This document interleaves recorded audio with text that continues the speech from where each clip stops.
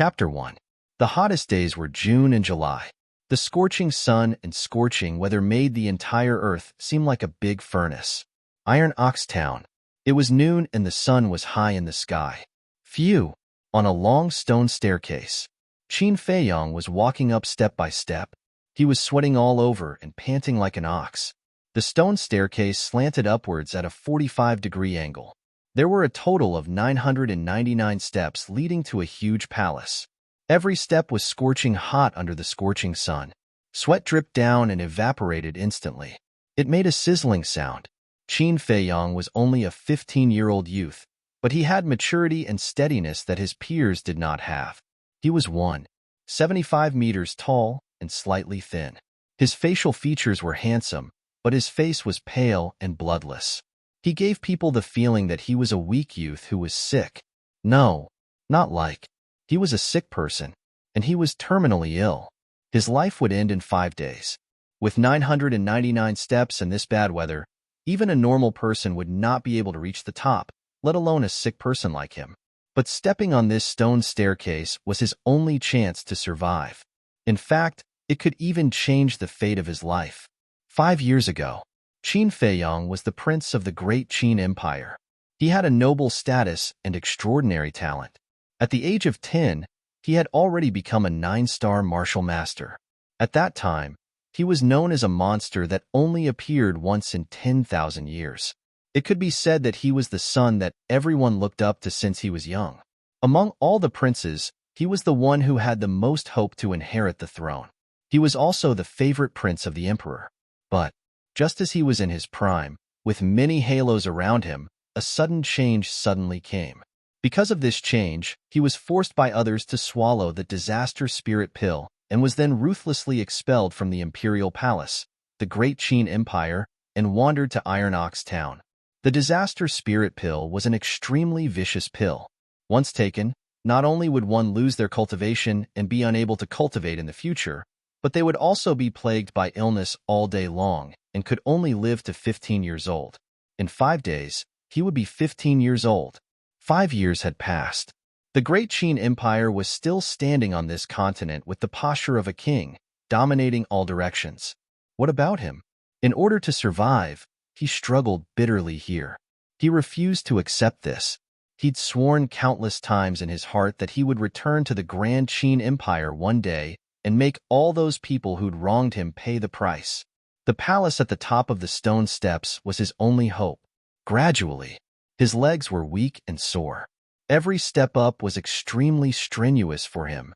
He was sweating profusely, and he was already dehydrated. His lips were dry and cracked, and strands of blood appeared. He began to feel dizzy. He stopped at the top of a flight of stairs and gasped for air, trying to recover his lost strength. In the meantime, he looked at the top of the stone stairs, and a determined light appeared in his weak eyes.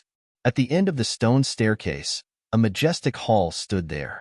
It was golden and dazzling, and it was incomparably imposing. The doors of the palace were tightly shut.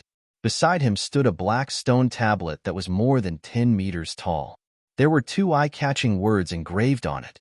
The Pill Hall. It was forceful, and it faintly revealed a strand of awe-inspiring, oppressive force. This was a place that countless people dreamt of entering. That was because there were all kinds of medicinal pills here. Some medicinal pills could cure hundreds of poisons and diseases and ensure a lifetime of peace. Some medicinal pills could cleanse the body, allowing one to be reborn and step onto the path of cultivation. There were even rumors that some legendary medicinal pills not only had life, but also could allow one to fly and overturn the seas. If one was lucky enough to consume it, he or she would become a god that was worshipped by the world overnight. Therefore, the Pill Hall was a very sacred place. Every disciple of the Pill Hall was an existence that people respected. Even the lowest-level alchemist would have countless people flattering and currying favor with them just to get a medicinal pill. Qin Feiyong's goal was a medicinal pill called marrow cleansing pill. The marrow cleansing pill was the key to his rebirth. In order to get the marrow cleansing pill, even he didn't know how many times he had come here. However, every time, he couldn't reach the top and reach the Pill Hall because of his illness. But this time, he couldn't retreat, and he couldn't give up, because 5 days later, he would die. If he wanted to live, he had to reach the top. He took a step forward with difficulty, gritted his teeth, and continued to climb. Bang! At this moment, the closed door of the palace quickly opened. A woman in her 30s, wearing a red dress, walked out of the palace. She stood at the edge, looking down at Qin Feiyong, and said calmly, "Qin Feiyong, count yourself. How many times have you been here? Don't you know how to give up?" Qin Feiyong didn't answer. He lowered his head, gritted his teeth, and continued to climb. He would see this woman every time he came here. Her name was Ma Hongmei, the deacon elder of the Pill Hall. Of course, she was also an alchemist. Because of her identity as an alchemist, this woman was arrogant and didn't put anyone in her eyes. All these years, she had humiliated him a lot. Therefore, he was too lazy to speak, so as not to embarrass himself. However, his attitude made Ma Hongmei even angrier. She pursed her lips and said, "Don't say that I look down on you. No matter how many times you come, the result will be the same. Just be a jerk, don't be an eyesore here. Elder Ma, you can close your eyes, don't look." Qin Feiyong stopped and raised his head to look at her. There was a trace of anger deep in his eyes. Ma Hongmei was so angry that she laughed and said, "Oh, you're still reasonable, right? Fine, I'll tell you clearly. Even if you reach the peak, I won't give you the marrow-cleansing pill." Qin Feiyong couldn't help but clench his fists tightly. But in the end, he endured it and continued to climb. Because he had no choice. He had to lower his head when he was under someone else's roof. Moreover, Ma Hongmei wasn't the only alchemist in the Pill Hall. He could find other alchemists. Time passed by. Was it because he was provoked by Ma Hongmei? Or was it because of his desire to live? In the following time, he didn't stop and gradually approached the peak. 2 hours later, he was only 50 steps away from the peak. Although he was physically and mentally weak, his head was dizzy, and every step he took, the muscles on his legs felt like they were being torn apart. However, his heart was burning. Only 50 steps left, and he would reach the peak. Reaching the peak meant a lot to him. Not only did it mean that he could survive, but it also meant that he could cultivate in the future. Only by becoming stronger could he be qualified to find the answers and solve the doubts in his heart. He looked at the peak with a firm gaze and high fighting spirit. This time, he would definitely succeed. 40 steps, 30 steps, 20 steps, 10 steps. He reached the peak in one breath. His whole body lost its strength, and he lay on the ground, greedily breathing in the air. "Oh, what a miracle today. I actually let you climb up." Ma Hongmei didn't leave. Seeing Qin Feiyong reach the peak, she was quite surprised. But then, a cold light flashed past her eyes, and she kicked Qin Feiyong. Qin Feiyong was shocked and angry. "Elder Ma, what are you doing?" "Of course, I'm sending you down." Ma Hongmei laughed mockingly and kicked Qin Feiyong's chest. Bang! Bang! Immediately, Qin Feiyong was like a ball, rolling down the stone stairs with a painful scream. "Ma Hongmei, I curse you to die a horrible death," he roared hysterically, full of resentment. He had finally reached the peak, but he didn't expect this woman to be so vicious. Wasn't this clearly cutting off his path of survival? "How dare you curse me? You really don't know what's good for you. I'll kill you now." Killing intent flashed in Ma Hongmei's eyes, and she was about to chase after him to eliminate him. What's going on? However, right at this moment, a shout filled with energy sounded from within the palace. Then, a middle-aged man walked out of the palace. He was 7 feet tall, wearing a purple robe, and walked with a majestic gait. His eyes were bright, and he was imposing without being angry. Ma Hongmei frowned, turned to the middle-aged man and bowed. "Greetings, Third Palace Master." The Third Palace Master nodded, looking at Qin Feiyong, who kept rolling down, and frowned. "Why is he here again?" Ma Hongmei smiled. "He wants the marrow-cleansing elixir." The Third Palace Master was puzzled. Then why did he roll down? Ma Hongmei gloated. "It's all his own fault. Just now, I repeatedly advised him to stop climbing, but he didn't believe me. What happened in the end? He ran out of strength, his legs went soft, and he lost his balance and rolled down." When Qin Feiyang heard this, he was so angry that he spat out a mouthful of blood. Seeing this, Ma Hongmei sneered. This stone staircase had 999 steps. There was no way to survive if he rolled down like this. If no one saved him, she didn't need to do it herself. This little bastard would fall to his death. As the person involved, Qin Feiyang naturally knew this.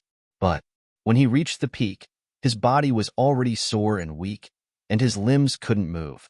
Now, he rolled down again. His head was bleeding, and his hands were broken. There was no way to stop. Am I going to die like this today? No. I must survive. I must return to the great Qin Empire alive. Those who betrayed me, I will make them pay 1,000 times, 10,000 times. Qin Feiyang roared crazily in his heart. His eyes turned blood red, as if they were dyed with blood. His body was full of hostility. Although his hands were broken, he still didn't give up. The unwillingness and anger in his heart turned into a source of strength. He suddenly turned over, facing the sky, and with his back against the stone staircase, he slid down. His feet were like a pair of brakes, firmly pressing on the stone staircase. He wanted to use this method to reduce the impact and slow down the speed of his descent. 100 breaths later, he finally stopped, lying on the stone staircase. But his back, his feet, under the fierce friction with the stone staircase, had already been badly mutilated, and even his spine had been broken. The heart-wrenching pain was like a tide, hitting every nerve in his body. He was in so much pain that he wanted to die. Chapter 2. Qin Feiyang gritted his teeth and stood up stubbornly. He turned around with difficulty and raised his head to look at the third palace master of the Pill Palace.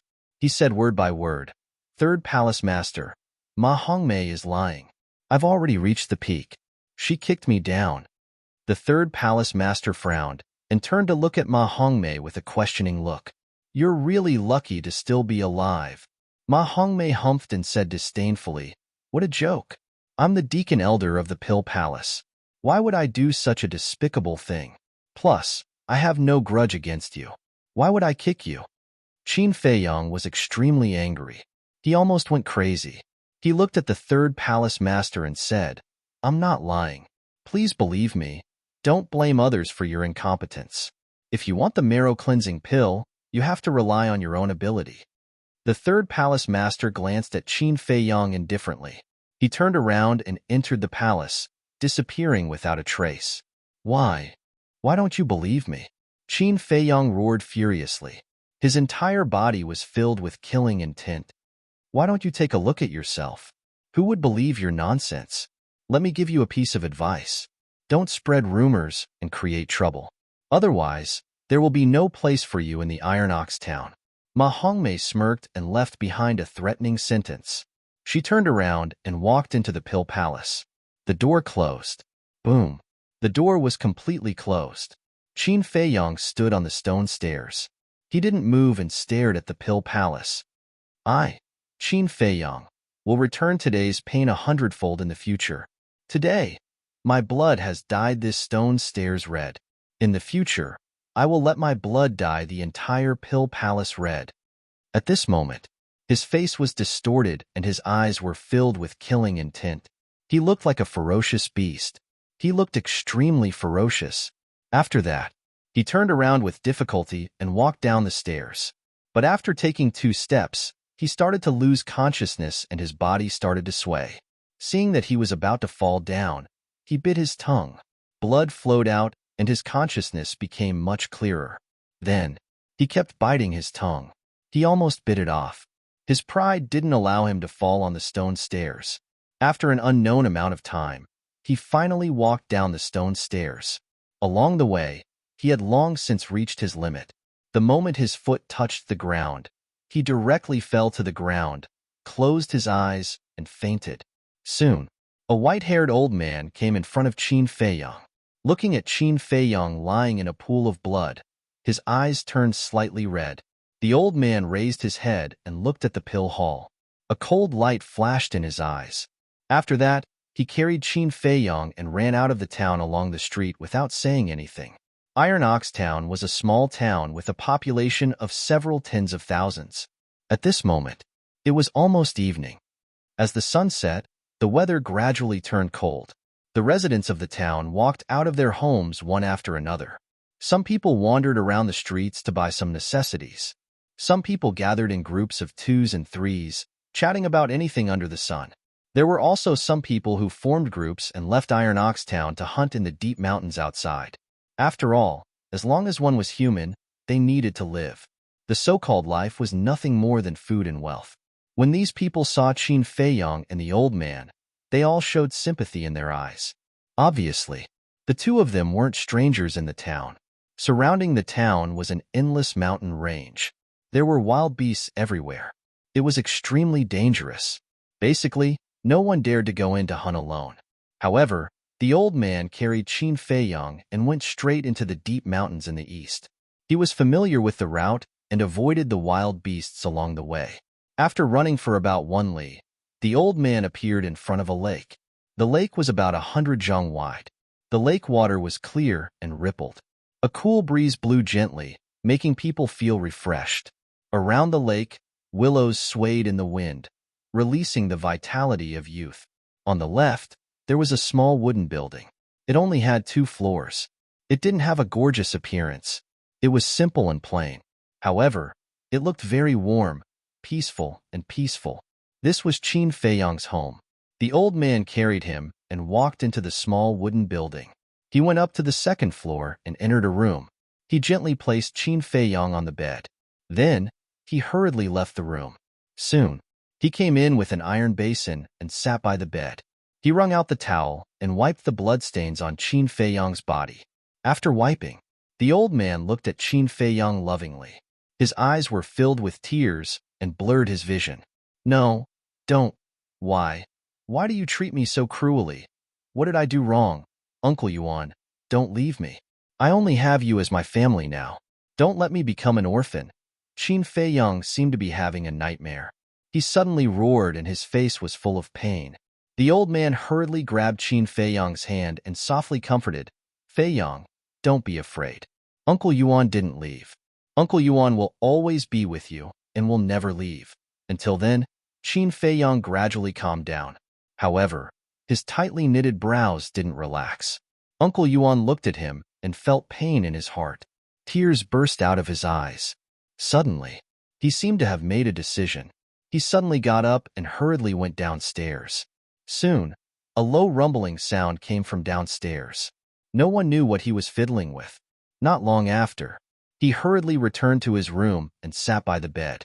In his hand, there was a jade box and a dagger. The jade box was the size of a palm. It was pitch black and simple. However, Uncle Yuan looked at this jade box and his expression was somewhat excited. "It has been 5 years since I left the great Qin Empire. Feiyong, you have been in the Iron Ox Town for 5 years. In these 5 years, you have suffered countless humiliation. Every day is very painful, but because of this, your temperament is far beyond your peers. Your current perseverance, even I am ashamed of my inferiority. I believe that with your current ability, it is enough to take charge." Uncle Yuan muttered to himself. He put the dagger aside and opened the jade box. Wisps of rich fragrance immediately filled the room. Inside the jade box, there were a few pills lying quietly. A white pill, 2 red pills, 2 brown pills. These 5 pills were only the size of a pellet. The color was bright and flawless. A burst of fragrance assailed the nose, making people feel refreshed. Uncle Yuan gave Qin Feiyong a red pill and a brown pill. Pacha. Not long after, Qin Feiyong's 2 arms and back, there was a sound of bones colliding. This was bone reattachment. Moreover, the wounds on his back and feet were also rapidly healing. In less than 2 hours, the wounds on his body began to scab. The broken bones had also been reattached and were only waiting for recovery. "Ma Hongmei, I am going to kill you." Suddenly, Qin Feiyong let out a loud roar. He suddenly turned over and sat up, causing the wooden bed to creak. His eyes shot out 2 blood-red rays of light. This violent action caused the wounds on his body that had already scabbed open again. Blood flowed out. The pain engulfed his body and mind. He couldn't help but scream. Uncle Yuan was also shocked. He hurriedly put down the wound and comforted, Fei Yong, you have already gone home. With Uncle Yuan here, don't be afraid. Go home? Qin Fei Yong was stunned. Enduring the pain all over his body, he glanced at this familiar room and breathed a sigh of relief. The bloody light in his eyes also quickly faded and turned into a pair of normal eyes. His pitch-black eyes were like ink, incomparably deep, and revealed strands of wise and far-sighted light. Seeing this, Uncle Yuan also let out a long sigh of relief. Qin Fei Yong looked at the starry sky outside the window and asked, Uncle Yuan, how long have I been unconscious? Uncle Yuan said, about 4 to 6 hours. Fortunately, I still have time. Qin Fei Yong whispered, turned to look at Uncle Yuan and smiled. Uncle Yuan, don't worry. I will definitely find a way to find the marrow-cleansing pill and try my best to survive. Uncle Yuan was stunned. This kid actually came to comfort him? Qin Fei Yong suddenly frowned. He looked at his 2 arms in bewilderment. He clearly remembered that his injuries were very serious. But now, even the broken bones had been reattached.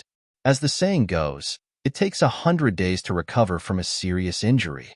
But only 4 to 6 hours had passed. Could it be that after he was unconscious, Uncle Yuan gave him some kind of divine pill? Uncle Yuan, what's going on? He raised his head and asked Uncle Yuan, but found that Uncle Yuan lowered his head and frowned. He didn't know what he was thinking, but he looked very engrossed.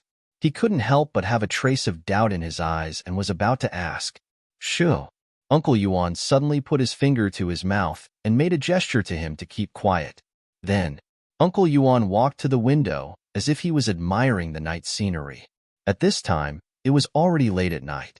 The full moon hung high in the sky and the stars flickered. It was quiet all around. Uncle Yuan keenly caught a burst of weak rustling sounds. Suddenly, he found 2 black shadows in a bush 500 meters away. A cold light flashed in his old eyes. Uncle Yuan turned and walked to Qin Fei Yong and whispered, Fei Yong, someone wants to harm us. Someone? Qin Fei Yong was shocked. Uncle Yuan said, in these 5 years, we have been enduring silently and have never formed any grudges with anyone. If I'm not wrong, it should be Ma Hongmei who sent them. Qin Fei Yong was shocked. She wants to silence me? Uncle Yuan said, that's right. If the matter of her kicking you down the stone stairs is spread out, even if no one believes it, it will still cause her some unnecessary trouble. So she won't let you live past tonight. Qin Fei Yong clenched his teeth. This woman is really vicious. The human heart is sinister. No matter who you meet in the future, you have to be careful, just in case. Uncle Yuan warned. Qin Fei Yong nodded his head and deeply remembered these words in his heart. Uncle Yuan grabbed the jade box and placed it in his bosom. He then grabbed the dagger and asked, Fei Yong, do you want to kill them? Yes. Qin Fei Yong replied without hesitation. Do you dare to kill them? Uncle Yuan asked again. This time, Qin Fei Yong hesitated, because in his life, he had never killed anyone. Think about how you were chased out of the great Qin Empire. Think about how you survived all these years. Think about how Ma Hongmei treated you today. Every word that Uncle Yuan said was like a sharp blade, ruthlessly stabbing into Qin Fei Yong's heart. He painfully closed his eyes, his face twisted, and suddenly opened his eyes. He nodded. Uncle Yuan, I dare. Chapter 3. I dare. As these 2 words left his mouth, the blood in Qin Fei Yong's body seemed to be ignited and boiling. Uncle Yuan handed the dagger in his hand to Qin Fei Yong and said, Take it. Later, you have to stab it into their hearts. Qin Fei Yong took the dagger and looked puzzled. This dagger was pure white, as if it was carefully carved from ivory. It was suffused with a layer of treasure light, giving him the feeling that it was not a weapon, but a work of art. Uncle Yuan said, I know that you must have a lot of questions in your heart. After killing those 2, I will slowly tell you. Qin Fei Yong nodded and did not ask any more questions. He got up with difficulty. At the same time, Uncle Yuan blew out the candle flame, and the whole room suddenly fell into darkness. The candle flame is out. It seems that they are already asleep. Let's go. 2 black shadows walked out from the bush, and quietly came to the front of the wooden house. They looked up at the second floor and directly crossed the fence and walked towards the door. Uncle Yuan asked in a low voice, "Fei Yong, did you see it?" The two were standing next to the window and peeping. The whole process was seen by their eyes. Qin Fei Yong said, "I saw it." Uncle Yuan said, "They are two-star martial artists. You are still very weak. When they enter the room, you must kill them in one blow. Otherwise, the one who dies in the end will be you." Understood. Qin Fei Yong nodded and moved behind the door. Like a beast, he bared his fangs and waited for the opportunity to move. Uncle Yuan retreated to the side and watched. He did not have the slightest intention to help. The first step of the cultivation path was divided into martial artist, martial master, and martial ancestor. Each realm was divided into 9 stars. Martial artist was the doorframe of cultivation. 10 years ago, Qin Fei Yong was a 9-star martial master and was only 1 step away from martial ancestor. If there was no sudden change, the current him would probably be a martial ancestor. He would still be the most dazzling star of the great Qin Empire. Although he had already lost all of this, he did not give up. He firmly believed that man can conquer nature. As long as he worked hard, he would be able to return strong sooner or later. Creak. A weak sound of the door opening came from downstairs. Qin Fei Yong felt a chill in his heart. To be honest, he was still quite nervous. His palms were sweating. The strength of an ordinary person's fist was at most 200 to 300 pounds. However, as long as one embarks on the path of cultivation, one can break through the limits and possess even more strength. For example, a 1-star martial artist had the strength of a bear. A 2-star martial artist had the strength of 2 bears. The strength of a bear was equal to 500 pounds. In other words, the 2 shadows that were climbing the stairs had the strength to split a mountain.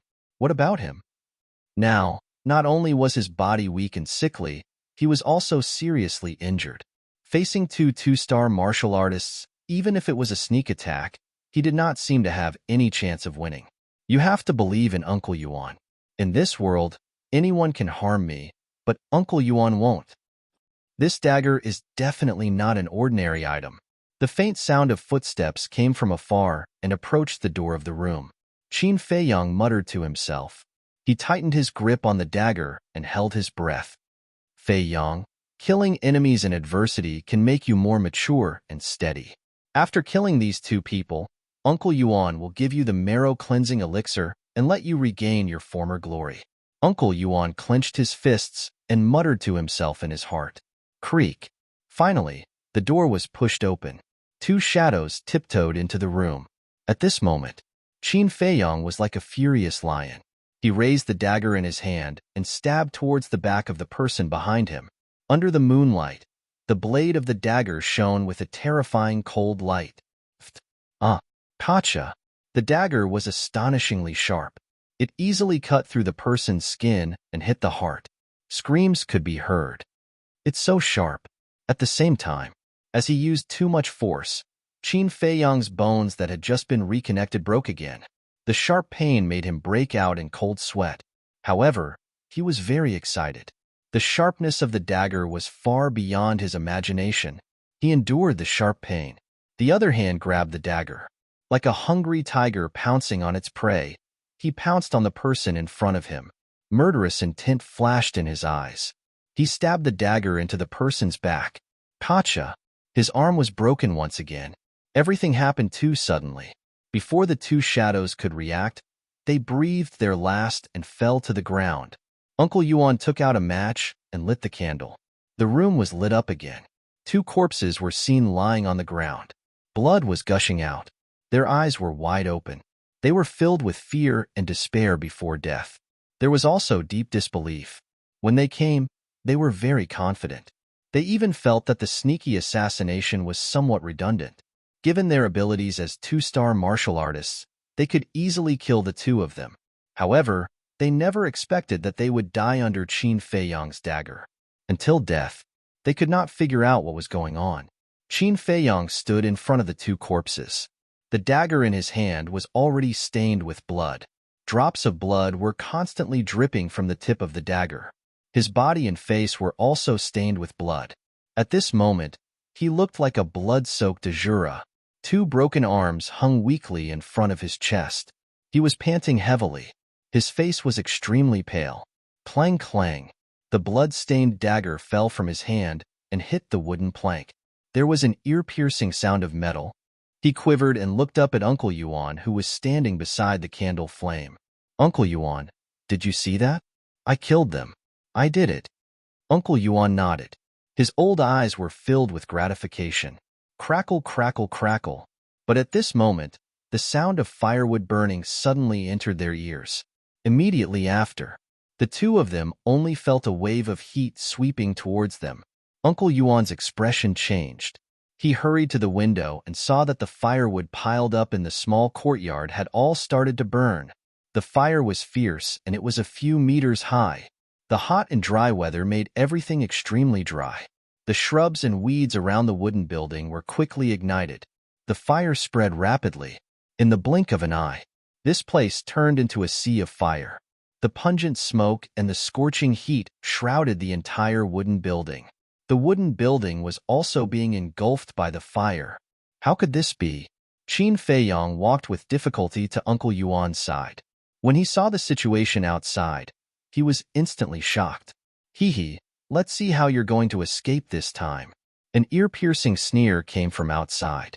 Qin Feiyong and Uncle Yuan looked towards the source of the sound. Their eyes were filled with intense killing intent at the same time. Under the hazy moonlight, a middle-aged man in black clothes stood by the lakeside. He crossed his arms and looked at them with a cold smile. Uncle Yuan raised his eyebrows and asked, "Who sent you here?" The middle-aged man said indifferently, "Seeing that you're about to be burned alive, I'll tell you. It's Elder Ma from the Pill Palace who wants your lives." Uncle Yuan said, "She actually sent 2 groups of people to kill us. She really put in a lot of effort." The middle-aged man said, "There's no other way. You can only blame yourself for offending someone you shouldn't have. I'll return your words to you. In less than 3 days, you'll be dead." Uncle Yuan's eyes flickered. He turned around and grabbed the dagger on the ground. Then, he carried Qin Feiyong and quickly ran downstairs. 3 days? The middle-aged man was stunned. Then, he raised the corner of his mouth and looked at them with disdain. It was as if he was looking at a clown. "Uncle Yuan, the wooden building is already surrounded by the sea of fire. How are we going to get out?" Qin Feiyong asked. After the baptism of blood, he didn't panic at all in this desperate situation. Instead, he was calm and steady. "I'll bring you to a place." Uncle Yuan ran down the stairs. He didn't leave the wooden building. Instead, he went straight into the kitchen at the back.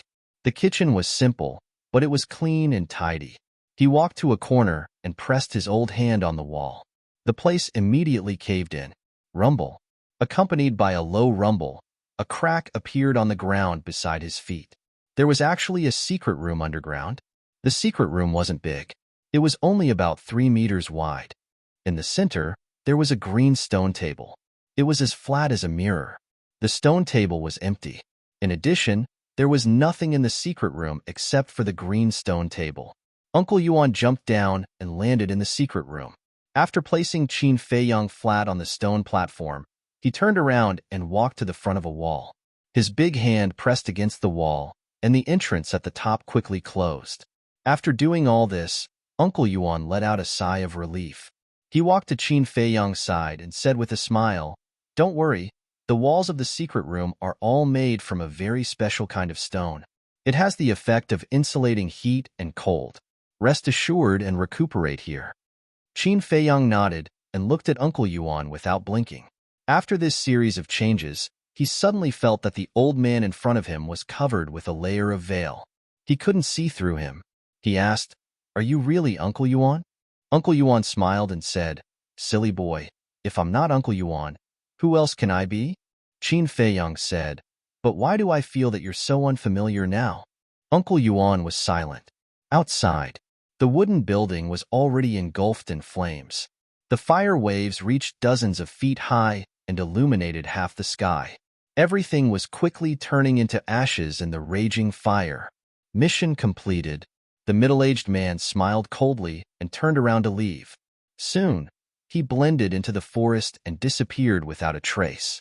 In the secret room, seeing that Uncle Yuan was silent, Qin Feiyang gradually lost his patience and asked, "Uncle Yuan, can you tell me now?" "Don't be anxious. Let me show you something first." Uncle Yuan smiled and took out a jade box from his bosom. He opened the lid and 3 pellet-sized medicinal pills immediately appeared in Qin Feiyang's line of sight. "These are pills." Qin Feiyang was shocked. He looked at Uncle Yuan in disbelief. "That's right." Uncle Yuan nodded and said with a smile, "Originally, there were 5 pills. 2 bone-replenishing pills, 2 healing pills, and the last one was the marrow-cleansing pill." "What?" Qin Feiyang's body trembled. Uncle Yuan actually had the marrow-cleansing pill. Then why didn't he give it to him all these years? Uncle Yuan did not have the intention to explain. He smiled and said, "Earlier, I gave you the bone-replenishing pill and healing pill. The effect is not over yet, so you don't need to take it anymore." Speaking till here, Uncle Yuan took out the white pill and continued, "Wait till your injuries are healed, then swallow this marrow-cleansing pill. At that time, you will be able to display your talent to your heart's content and make those who once looked down on you dumbfounded." Qin Feiyang's eyes lit up as he looked at the pill.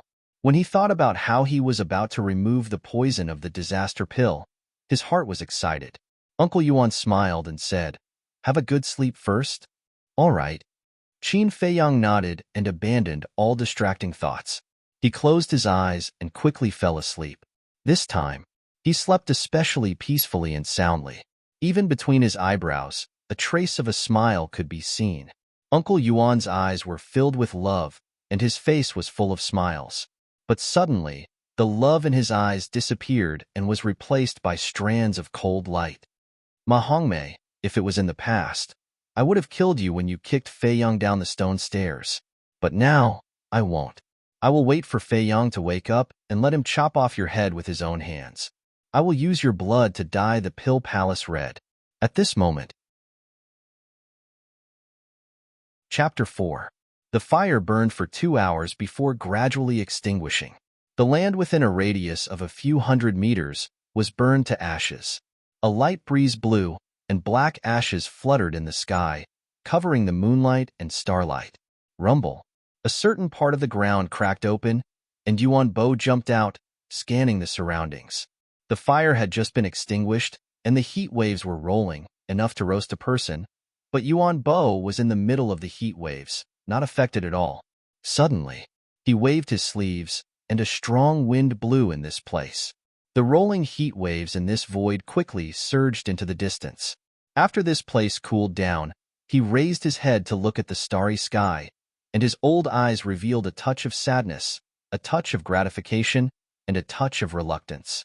For the entire night, he did not sleep, guarding Qin Feiyang. Early morning, the sun slowly rose. Qin Feiyang finally woke up from his deep sleep. This night, he did not have any more nightmares and was unprecedentedly at ease. And after a night of recuperation, the wounds on his body had basically healed, and only the blood scars were left. The 2 broken arms had also been reconnected, and as long as he did not use too much strength, there would not be a big problem. Qin Feiyang got up and moved his muscles and bones, and said in shock, "The effect of the pill is indeed extraordinary. If there was no bone-replenishing pill and healing pill, it would probably take at least a month before he could get out of bed." Swish. Yuan Bo jumped into the secret room, looked up and down at Qin Feiyang, and said with a smile, "You've recovered well?" Qin Feiyang scratched his head and asked impatiently, "Yuan Bo, can you give me the cleansing marrow pill? Look at how anxious you are." Yuan Bo shook his head and laughed. He took out a jade box from his chest and handed the white pill to Qin Feiyang. "This is the cleansing marrow pill." Qin Feiyang's hands were trembling as he took the pill. 5 years. For the cleansing marrow pill, he struggled in Iron Ox Town for 5 whole years. Failure after failure, despair after despair, humiliation after humiliation after humiliation. If it were anyone else, they would have collapsed long ago. But he never thought of giving up. He always believed that opportunities were left to those who worked hard. The heavens did not disappoint those who persevered. The moment he had been waiting for had finally arrived. Uncle Yuan sighed deeply and said with a smile, "Feiyang, you won't blame Uncle Yuan. right? Qin Feiyang said, although I don't know why you did this, Uncle Yuan. No matter what the reason is, I won't blame you. But Uncle Yuan felt rather guilty in his heart and said with a smile, quickly consume it. Qin Feiyang nodded. He sat down, looked at the medicinal pill in his hand, took a deep breath, and popped it into his mouth. Pills. It melted in the mouth. It transformed into a majestic energy that surged towards his limbs and bones, cleansing every inch of his flesh and blood, every cell, including his internal organs and bones. Gradually, wisps of dark red liquid gushed out of his pores. This was the poison left in his body after consuming the spiritual disaster pill. As the toxins were expelled, Qin Feiyang could clearly feel that his body was gradually changing. Time passed by slowly. Half an hour later, his entire body was covered in a dark red liquid that emitted a pungent stench. Puff. Suddenly, his body trembled and he spat out a mouthful of blood. The blood that he spat out was also dark red. It was also at this moment that he opened his eyes. His eyes were shining brightly and were exceptionally spirited. Finally, Qin Feiyang clenched his hands tightly. Feeling the strength that was rapidly recovering in his body, he was so excited that he couldn't speak. The heavens didn't kill me. I've finally been reborn. He suddenly stood up, his gaze passing through the entrance of the secret room, looking at the sky and roaring continuously, spreading in all directions. Tears gushed out of his eyes. For 5 years, every day felt like a year to him. That nightmare was like a curse that haunted him at all times, and he couldn't get rid of it. Ever since he was expelled from the great Qin Empire, he had never had a good night's sleep. Every night, he would be awakened by nightmares. But in the future, he would no longer have nightmares, because his fate had already changed. He already had the qualifications to fight back.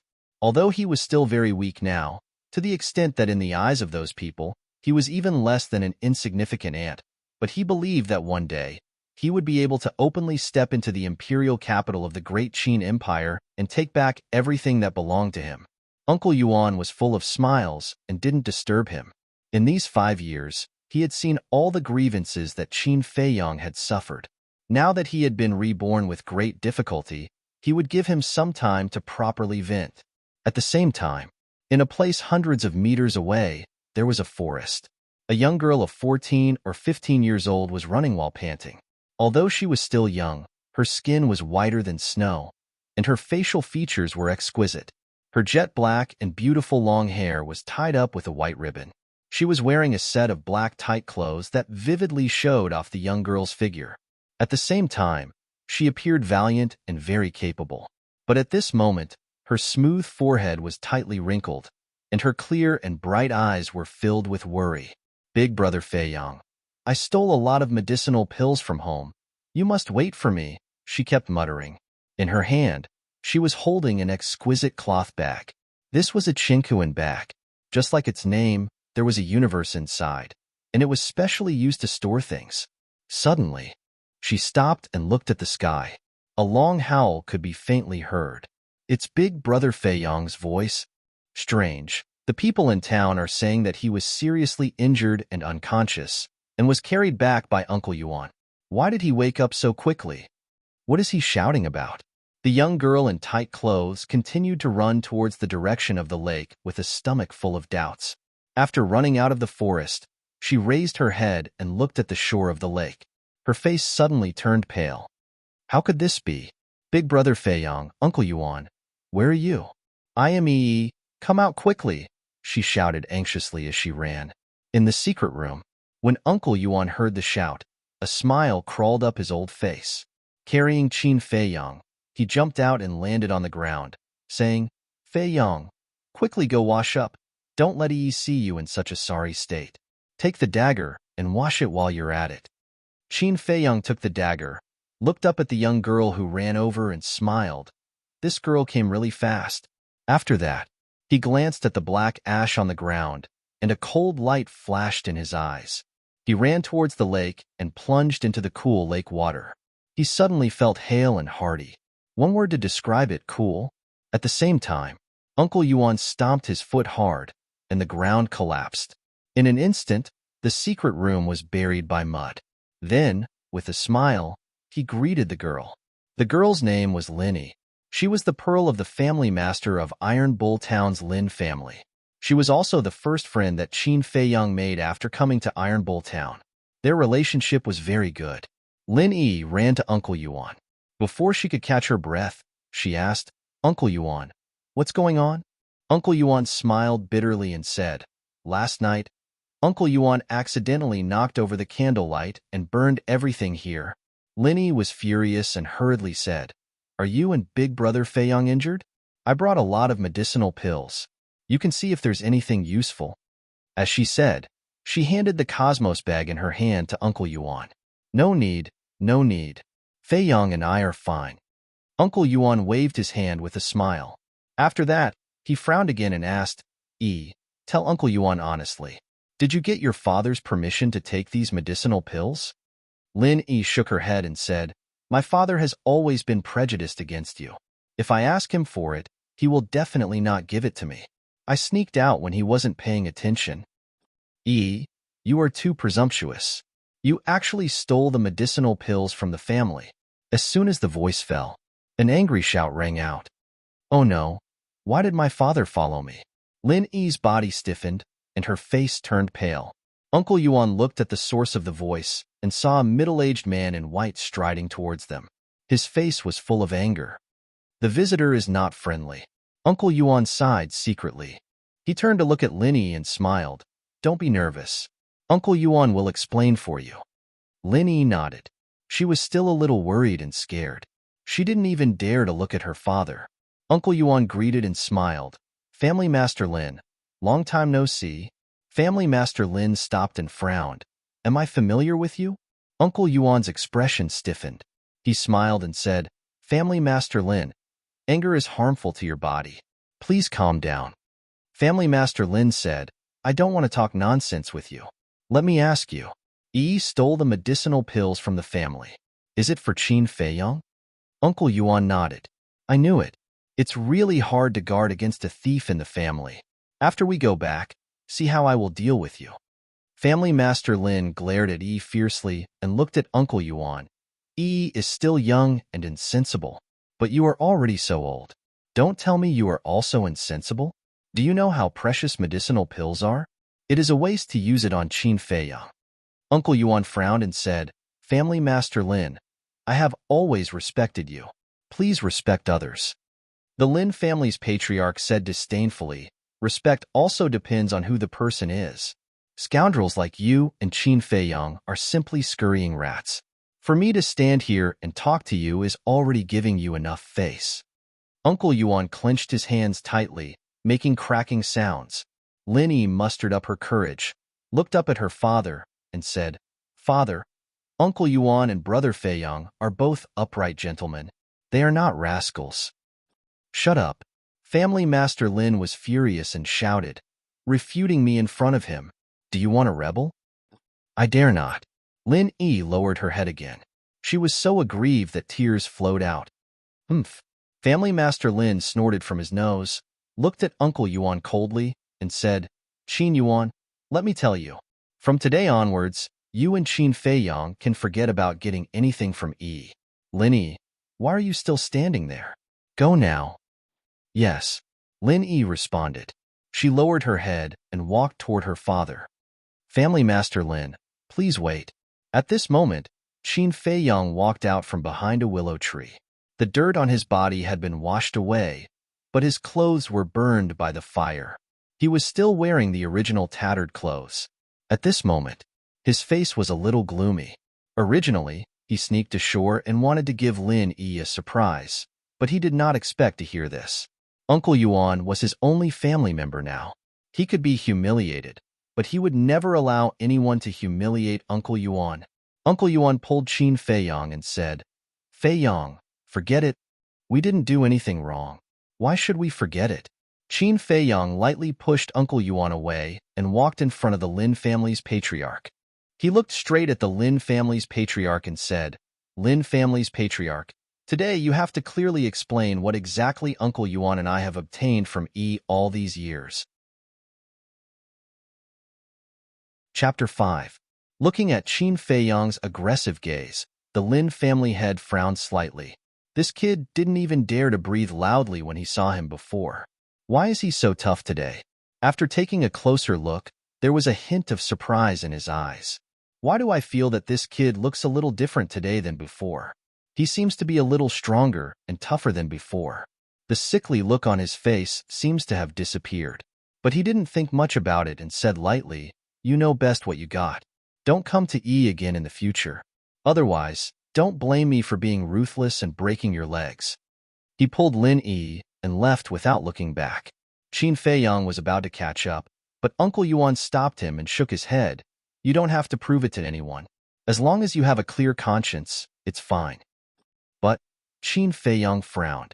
"Feiyang, although you have been reborn now, your cultivation has not recovered yet. The top priority is for you to cultivate quickly and strive to return to the 9-star martial artist realm as soon as possible. You have to remember that strength is the absolute truth. If your cultivation is still there, if the Lin family head knew that you were the prince of the great Qin Empire, would he have such an attitude all these years? Although this is still a bit too cruel for you, this is a very realistic problem," Uncle Yuan said. Qin Feiyang took a deep breath and nodded. "Uncle Yuan, I understand." But at this moment, the Lin family head turned back. He was alone. Lin Yi wasn't there. "Why are you here again?" Uncle Yuan frowned. "Yi was here just now. There are some things that I can't say." The Lin family head glanced at the two, turned around, and looked at the calm lake with his hands behind his back. He said lightly, "Qin Feiyang, you have been to the pill hall repeatedly. It's nothing more than wanting the marrow-cleansing pill. I will find a way to go to the pill hall to get one for you. But as a condition, you and Qin Yuan will leave Iron Ox Town and never appear again." Qin Feiyang frowned suddenly. This person was really going too far. Uncle Yuan stretched out his hand, hinting him not to speak, and said, "Lin family head, don't you feel that doing this is too cruel to the two children?" The head of the Lin clan said, "Indecisiveness will only lead to chaos." Qin Feiyang, I believe you have already seen that Yi has a good impression of Qin Feiyang. Uncle Yuan nodded. This is absolutely not allowed. Yi is only 14 years old now and has already become a 9-star martial artist. Her future is bright. But Qin Feiyang is still unable to cultivate. Even if he can cultivate now, he has already passed the golden period of laying the foundation. He won't be able to achieve anything in the future. Let me ask you, how can such a person be worthy of my daughter? The head of the Lin family said calmly. Not worthy? Uncle Yuan was slightly stunned. When Feiyang was 10 years old, he was already a 9-star martial master. How can your daughter compare? Feiyang might be in dire straits now, but he still has the blood of the great Qin Empire's royal family. How can your daughter compare to him? However, he didn't say these words out loud, because he wanted to let Qin Feiyang experience the fickleness of human nature. The head of the Lin family continued, although you will have to pay a high price to get the marrow-cleansing pill from the pill hall, it's still better than my family's property falling into the hands of two outsiders, right? Enough. Qin Feiyang shouted angrily. He couldn't bear it anymore. I, Qin Feiyang, have not fallen to the point where you need to give alms to me. Prick up your ears and listen to me clearly. I have always treated Yi as my best friend. I don't have any improper thoughts towards her, and I have never asked her for half a copper coin. I don't know how you judge that I have ulterior motives towards your Lin clan, but let me tell you clearly now. I, Qin Feiyang, am not interested in your Lin clan's property. I won't see you off. Qin Feiyang raised his head and puffed out his chest. His words were sharp, and he didn't show any mercy. After he finished speaking, he pointed at the entrance of the lake with a cold expression. The head of the Lin family was surprised. He really didn't expect that this kid would reject his kindness. But he didn't realize that his so-called kindness was trampling on the dignity of Qin Feiyang and Uncle Yuan. Perhaps this was also the purpose of his trip. Since you have said so, I am too lazy to talk nonsense with you. One last piece of advice. You can hide it from me, but you can't hide it from me. If you dare to pester Yi again, I will tell Ma Hongmei that you are not dead. The head of the Lin family flicked his sleeves, left a cold sentence, and turned away. Lin family's head. Ma Hongmei, just wait and see. Soon, you will know how laughable your current faces are. Qin Feiyong clenched his fists and his eyes were cold. Sigh. Uncle Yuan sighed deeply with a sense of regret. To be honest, he was still very satisfied with Linny. He was even considering to train her well. Unfortunately, she had an arrogant father. Uncle Yuan, the head of the Lin family, is narrow-minded. Maybe he will really tell Ma Hongmei that we are alive. Do you think we should change places? Qin Feiyong said worriedly. Uncle Yuan waved his hand and said, no need. Counter soldiers with arms, water with an earthweir. Qin Feiyong was shocked physically and mentally. He didn't expect Uncle Yuan to be so domineering. As if performing a magic trick, Uncle Yuan took out a palm-sized jade box from his bosom and handed it to Qin Feiyong. He smiled and said, there are 20 body-tempering pills here. It should be enough for you to become a 5-star martial artist. Body-tempering pills? Qin Feiyong took the jade box and opened the lid. Red medicinal pills suddenly entered his sight. There were a total of 20 pills. They were as big as pellets, bright in color, exuding a strong medicinal fragrance. Looking at these 20 body-tempering pills, Qin Feiyong was excited. There were 2 ways for a martial artist to temper their body. The first way was to exploit the body. The most common way was to carry a big stone and exercise violently, such as running or mountaineering, so as to achieve the effect of exercising the body and gradually improve the physical quality. The efficiency of this method was very slow, and it would be very painful for the user. The second way was to use medicinal pills. Medicinal pills contained a huge amount of energy that could speed up the tempering of the body. The whole process would not be painful. But compared to the former, the cost of medicinal pills was too high. Ordinary people could not afford it at all. Some people even did not hesitate to put down their self-esteem and become the slaves of certain families in order to get a body-tempering pill. Once, as the prince of the great Qin Empire, he naturally did not lack body-tempering pills. But it was different now. He had lost everything as early as 5 years ago. He no longer had a strong family background and financial resources. If he didn't have Uncle Yuan's care in the past 5 years, he might not be able to live until today, let alone body-tempering pills. Uncle Yuan gave him 20 body-tempering pills at once. How could he not be excited? Qin Feiyong looked at Uncle Yuan gratefully and said, Uncle Yuan, thank you. Uncle Yuan shook his head and smiled. Uncle Yuan can only help you get started. You still need to walk the road in the future. The meaning of his words was obvious. He only had 20 body-tempering pills. If Qin Feiyong still wanted more, he could only rely on his own ability. I will work hard. Qin Feiyong nodded and turned to the lake. He sat on a smooth, round stone and looked at the reflection in the lake. His eyes were filled with determination. If it was in the past, he would not have this confidence. But now, the him from 5 years ago had returned. He had the confidence to rely on his own strength to face all the unknown dangers in the future. Not only that, from now on, it was no longer Uncle Yuan who took care of him. It was him who took care of this old man. The great Qin Empire, those people who betrayed me, I'm afraid you wouldn't have thought that not only am I, Qin Feiyong, alive, but I have also stepped on the path of cultivation again. Just you wait when I return. It will be your end. Qin Feiyong's eyes flashed coldly. He took out a body-tempering pill and put it in his mouth. The pill melted in his mouth. A majestic energy, like a torrent, emerged in his limbs and bones, tempering every inch of his flesh and blood, every cell. Before his cultivation was abolished, he was a 9-star martial master. Body tempering was naturally not unfamiliar to him. In less than 2 hours, he broke the first hurdle on the path of cultivation and became a 1-star martial artist. However, this kind of speed also surprised him. And the most important thing was that the energy of the body-tempering pill had not been exhausted. He clearly remembered that when he was 5 years old, when he became a 1-star martial artist, it took a total of 4 hours and consumed 2 body-tempering pills, twice as much as now. Although your cultivation has been abolished, your foundation is still there. Your speed is faster than before, and your consumption is less than before. This is a normal phenomenon. Don't worry.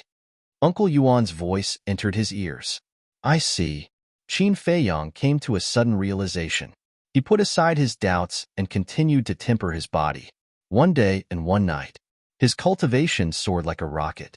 Until noon the next day, Qin Feiyang finally refined the last body-tempering pill. Swish! He opened his eyes and 2 beams of light shot out. At this moment, he was very excited. He thought that 20 body-tempering pills would only allow him to break through to a 5-star martial artist. But he never expected that it would actually allow him to break through to a 6-star martial artist. As long as I have enough body-tempering pills, I am confident that I can break through to a 9-star martial artist within 3 days. I might even be able to step into a 1-star martial master. Qin Feiyang was in high spirits. There was an incomparable confidence between his eyebrows. It had been 5 years. The talent that he had lost was finally back. This was the real him. Confidence, wisdom, calmness. As the prince of the great Qin Empire, these qualities were indispensable. Feiyang, how are the results? Uncle Yuan asked. For 1 day and 1 night, he did not leave Qin Feiyang's side. Qin Feiyang glanced at the lakeside. His gaze finally locked onto a dustpan-sized rock that was 30 feet away. He did not answer Uncle Yuan. Instead, he walked straight to the rock. Uncle Yuan was slightly taken aback. He turned around and crossed his arms. He looked at Qin Feiyang curiously. Uncle Yuan, take a good look. Qin Feiyang came to the front of the rock. After calming himself down for a moment, he grinned at Uncle Yuan. Then, he punched the rock. Boom! With a loud bang, the rock suddenly broke into pieces and fell into the lake, splashing waves of water. The strength of 6 bears. At the moment when the rock cracked, Uncle Yuan's old eyes shone brightly. It actually exceeded his expectations. The strength of 6 bears was equivalent to a 6-star martial artist. In this Iron Ox town, Qin Feiyang finally had the ability to protect himself. This is the feeling of having power. It's so cool. Qin Feiyang looked at his fist. His heart was also surging. Huff. He took a deep breath and ran to Uncle Yuan. He smiled and said, Uncle Yuan, how is it? I didn't disappoint you, did I? Aren't you asking the obvious? Uncle Yuan rolled his eyes. He reached out and patted Qin Feiyang's head. He smiled and said, Wait here. Uncle Yuan will go and hunt a beast for you. Qin Feiyang hurriedly said, No, no, no. Uncle Yuan, I will go for such a small matter. You haven't closed your eyes for 1 day and 1 night. Just take a good rest here. He completely didn't give Uncle Yuan the chance to speak. Finished speaking, he turned around and dashed towards the exit. Lord, I didn't let you down. After 5 years of training, Feiyang is no longer that ignorant young man. He has grown up. His calm personality is far beyond his peers. He now has the ability to take charge. You must persevere until the moment we return to the imperial capital. After Qin Feiyang disappeared, Uncle Yuan muttered to himself. His eyes gradually moistened. Chapter 6. The lake was surrounded by mountains and wild beasts could be seen everywhere. As long as one had enough strength, they could hunt as many as they wanted. But there were very few that tasted good. Qin Feiyang searched for half an hour before he found a pig. The meat of the pig was good. Whether it was roasted, stewed, or eaten, the taste was very delicious. Moreover, the pig's attack power was not strong. With Qin Feiyang's strength, he could easily deal with it. He hid behind a bush, his eyes locked onto the pig, and slowly approached it without making a sound. This pig was 2 meters long, with dark hair all over its body, like steel needles. When he was about to approach, Qin Feiyang kicked his leg and jumped out from behind the bush like lightning. He suddenly punched the pig's head. Accompanied by a wail, the pig fell to the ground and died. If it was before, I would have to take a detour when I met this guy. The feeling of having power is so cool. Qin Feiyang licked his lips and strode forward. He grabbed the pig's front and back feet with both hands and lifted it up. He smiled and said, Good guy. It's 400 to 500 pounds. It's enough for me and Uncle Yuan to eat for a while. He carried the pig and ran towards the lake. His steps were as fast as flying. Ayo! All of a sudden, a loud wolf's howl exploded somewhere behind him, startling the wild beasts in the jungle and causing them to flee in all directions. However, Qin Feiyang's eyes lit up. He suddenly braked and stopped. He turned around and looked in the direction of the beast's howl. This beast's howl was full of energy, shaking the mountains and rivers. There was also a trace of ferocity, enough to show that it was a beast. Beasts were different from wild beasts. Wild beasts could only rely on their instincts to fight back, just like ordinary people. But beasts, like martial artists, had already mastered the cultivation method. In the past, Qin Feiyang had seen many beasts in the Great Qin Empire. Not only did they have intelligence no less than humans, but they also had the ability to overturn rivers and seas and destroy mountains and rivers. The most important thing was that beasts were more valuable than wild beasts. For Qin Feiyang's current situation, nothing was more important than money. Only when he earned enough money could he buy more body-quenching pills. Let's go take a look and see what level of beast it is. Qin Feiyang carried the pig and rushed towards the place where the sound came from. Ferocious beasts were also divided into different grades. Beginner dire beast, intermediate dire beast, advanced dire beast. Of course, ferocious beasts of the same level also had differences in strength. The strength of a beginner beast was equivalent to a 1-star to 3-star martial artist. The strength of a mid-level beast was equivalent to a 4-star to 6-star martial artist. The strength of a high-level ferocious beast was equivalent to a 7-star to 9-star martial artist. Qin Feiyang silently prayed that it wasn't a high-level vicious beast. Otherwise, even if it was standing in front of him, he could only stare helplessly. After running for several hundred meters, he stood on top of a small hill and looked ahead. He wouldn't have known if he hadn't seen it, but he was shocked when he saw it. 50 meters away, a white wolf was lying on top of a withered leaf, but it was covered in bruises. He was lying there alone, licking his wounds. The wolf was a very cunning and ferocious beast. It could not be ruled out that it deliberately pretended to be injured in order to lure its prey into the trap. Furthermore, the wolf was a pack of ferocious beasts. Therefore, when he saw that it was a wolf, Qin Feiyang quickly retreated down the small hill and gently placed the pig on the ground. Then, he climbed up the small hill and hid in the bushes, quietly observing. Slowly, he felt that the wolf was not faking it, because every wound on its body was lacerated. In some places, he could even see the white bones. After confirming it again and again, Qin Feiyang was ready to take action. This wolf was a mid-level vicious beast. It could be sold for at least 10 gold coins. The market price of a body-tempering pill was 50 silver coins. 1 gold coin was equivalent to 100 silver coins. In other words, this wolf could be exchanged for at least 20 body-tempering pills. It was really an unexpected gain. It's there. But at this moment, a shout of surprise came from not far away. Why does this voice sound so familiar? Qin Feiyang hurriedly lay in the grass and frowned slightly. At the same time, after hearing the shout, the white wolf stood up again and walked toward Qin Feiyang. But after a few steps, it fell to the ground again and struggled hard, probably because of its serious injury. However, it could no longer stand up, and a trace of despair quickly crept up in its eyes. 2 teenagers, 14 or 15 years old, ran toward the white wolf from afar. It turned out to be them. Qin Feiyang whispered with a cold gaze. The 2 teenagers, one was called Lin Shi, and the other was called Lin Feng. The former was a burly man. He was far taller than his peers. He was about 1.85 meters tall. His muscles bulged, full of explosive power. The latter was relatively thin, about 1.7 meters tall. He wore a gray robe. His long and narrow eyes were like a pair of snake's eyes. There was a trace of cold light, which made people feel disgusted at first glance. Both of them were children of the Lin family. Because he was close to Lin Yi, the children of the Lin family did not like him, especially these 2. In the past 5 years, they had humiliated him. Damn beast, why don't you continue to run? As soon as the 2 approached, they blocked the white wolf from the front and back, sneering again and again. It seems that they seriously injured the white wolf. Qin Feiyang murmured. Both of them were 6-star martial artists.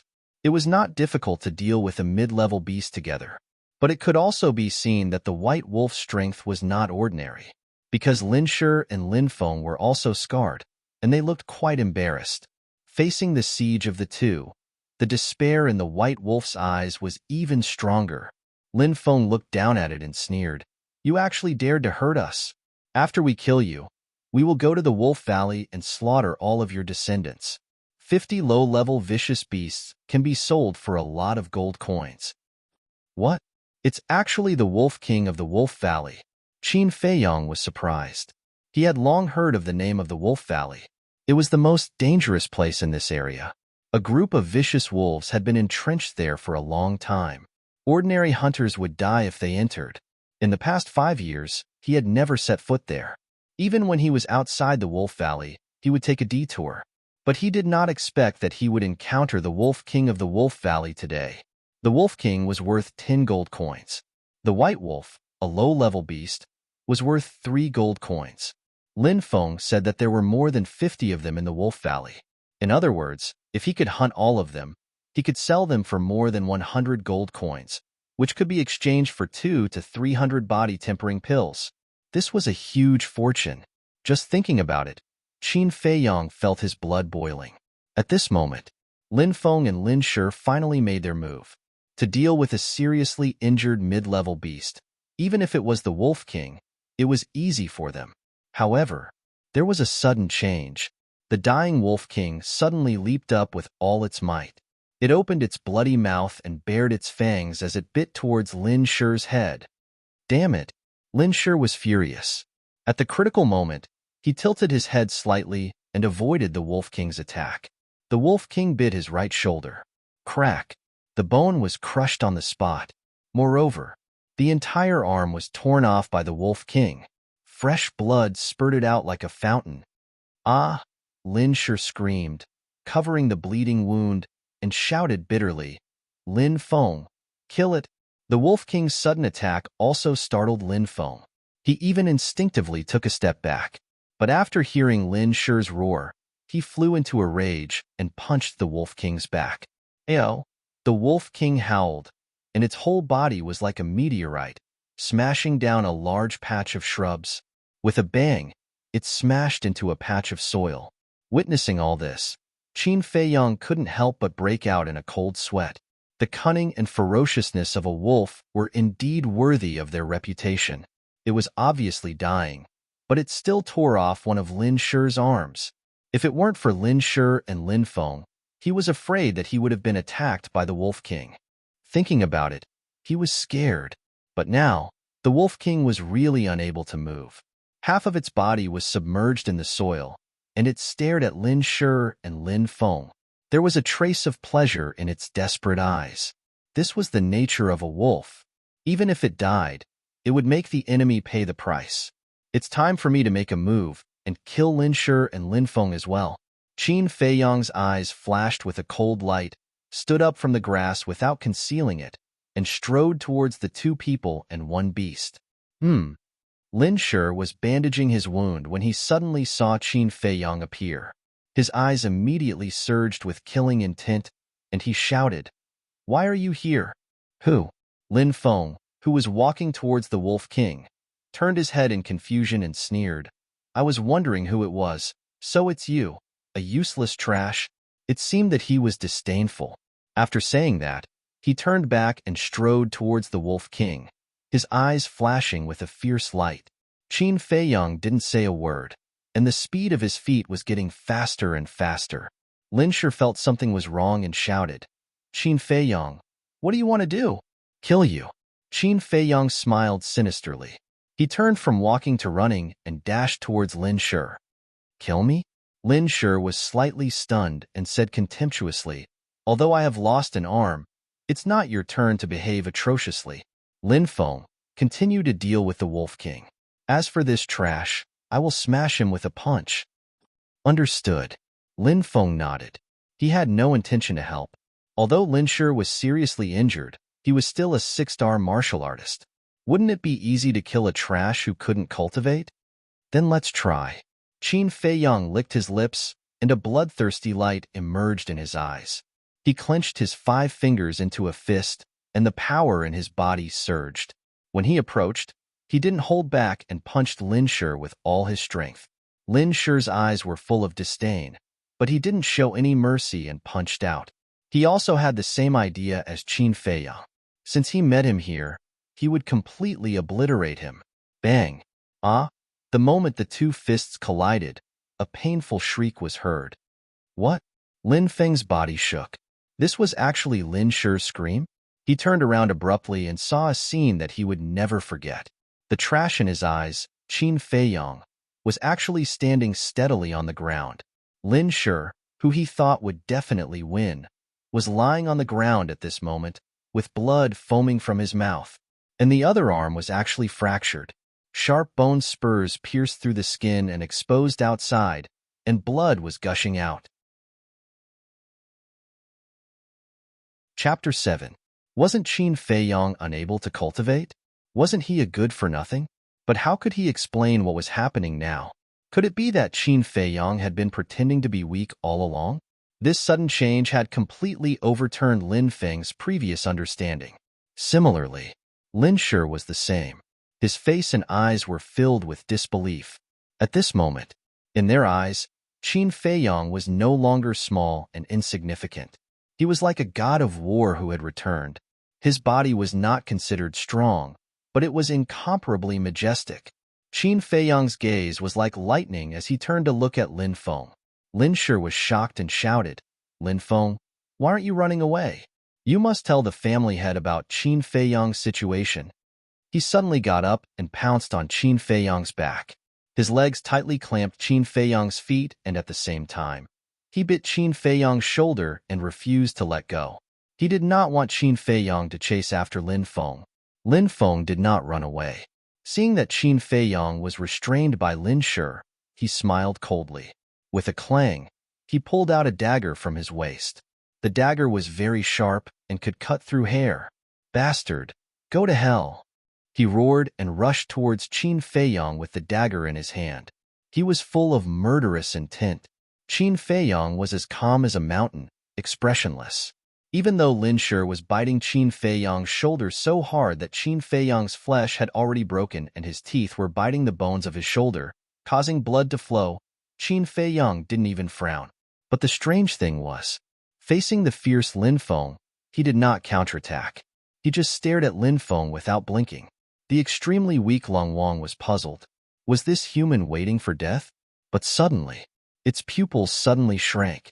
When Lin Feng arrived in front of Qin Feiyang, without saying anything, he raised his dagger and ruthlessly stabbed it towards Qin Feiyang's chest.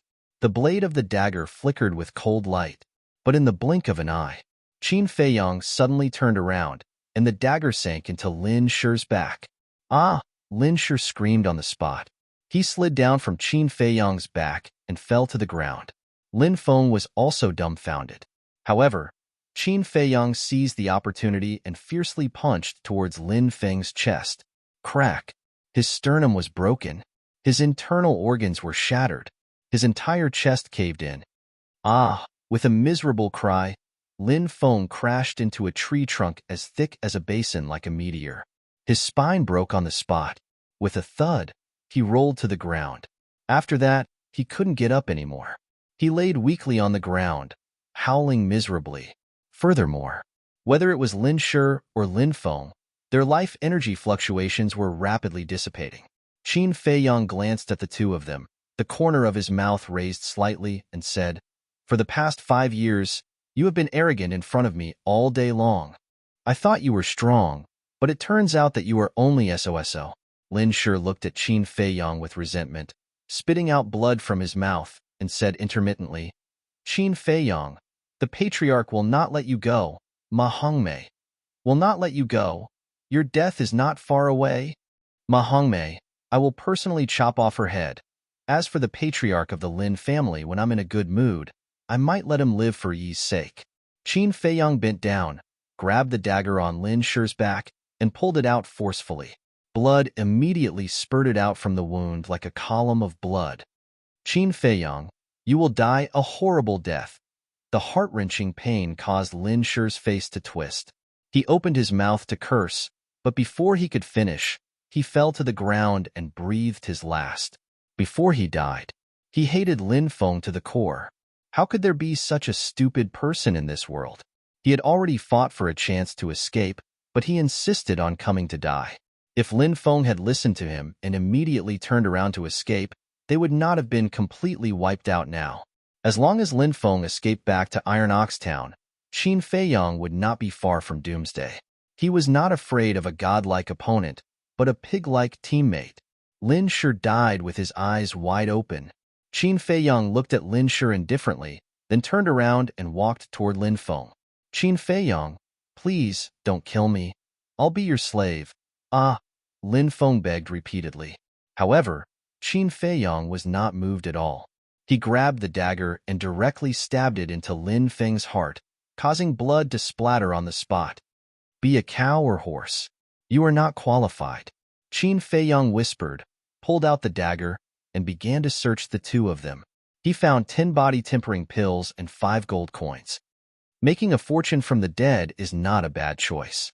Qin Feiyang was very satisfied with this harvest. 10 body-tempering pills were enough for him to break through to a 7-star martial artist. 5 gold coins could also buy 10 body-tempering pills. In addition to the Wolf King and the 50 over white wolves in the Wolf Valley, he suddenly felt that it was not difficult to return to a 9-star martial artist. However, this was far from enough. Because in the capital of the Great Qin Empire, even a martial grandmaster was only a third-rate character, let alone a martial master. I still want to become stronger.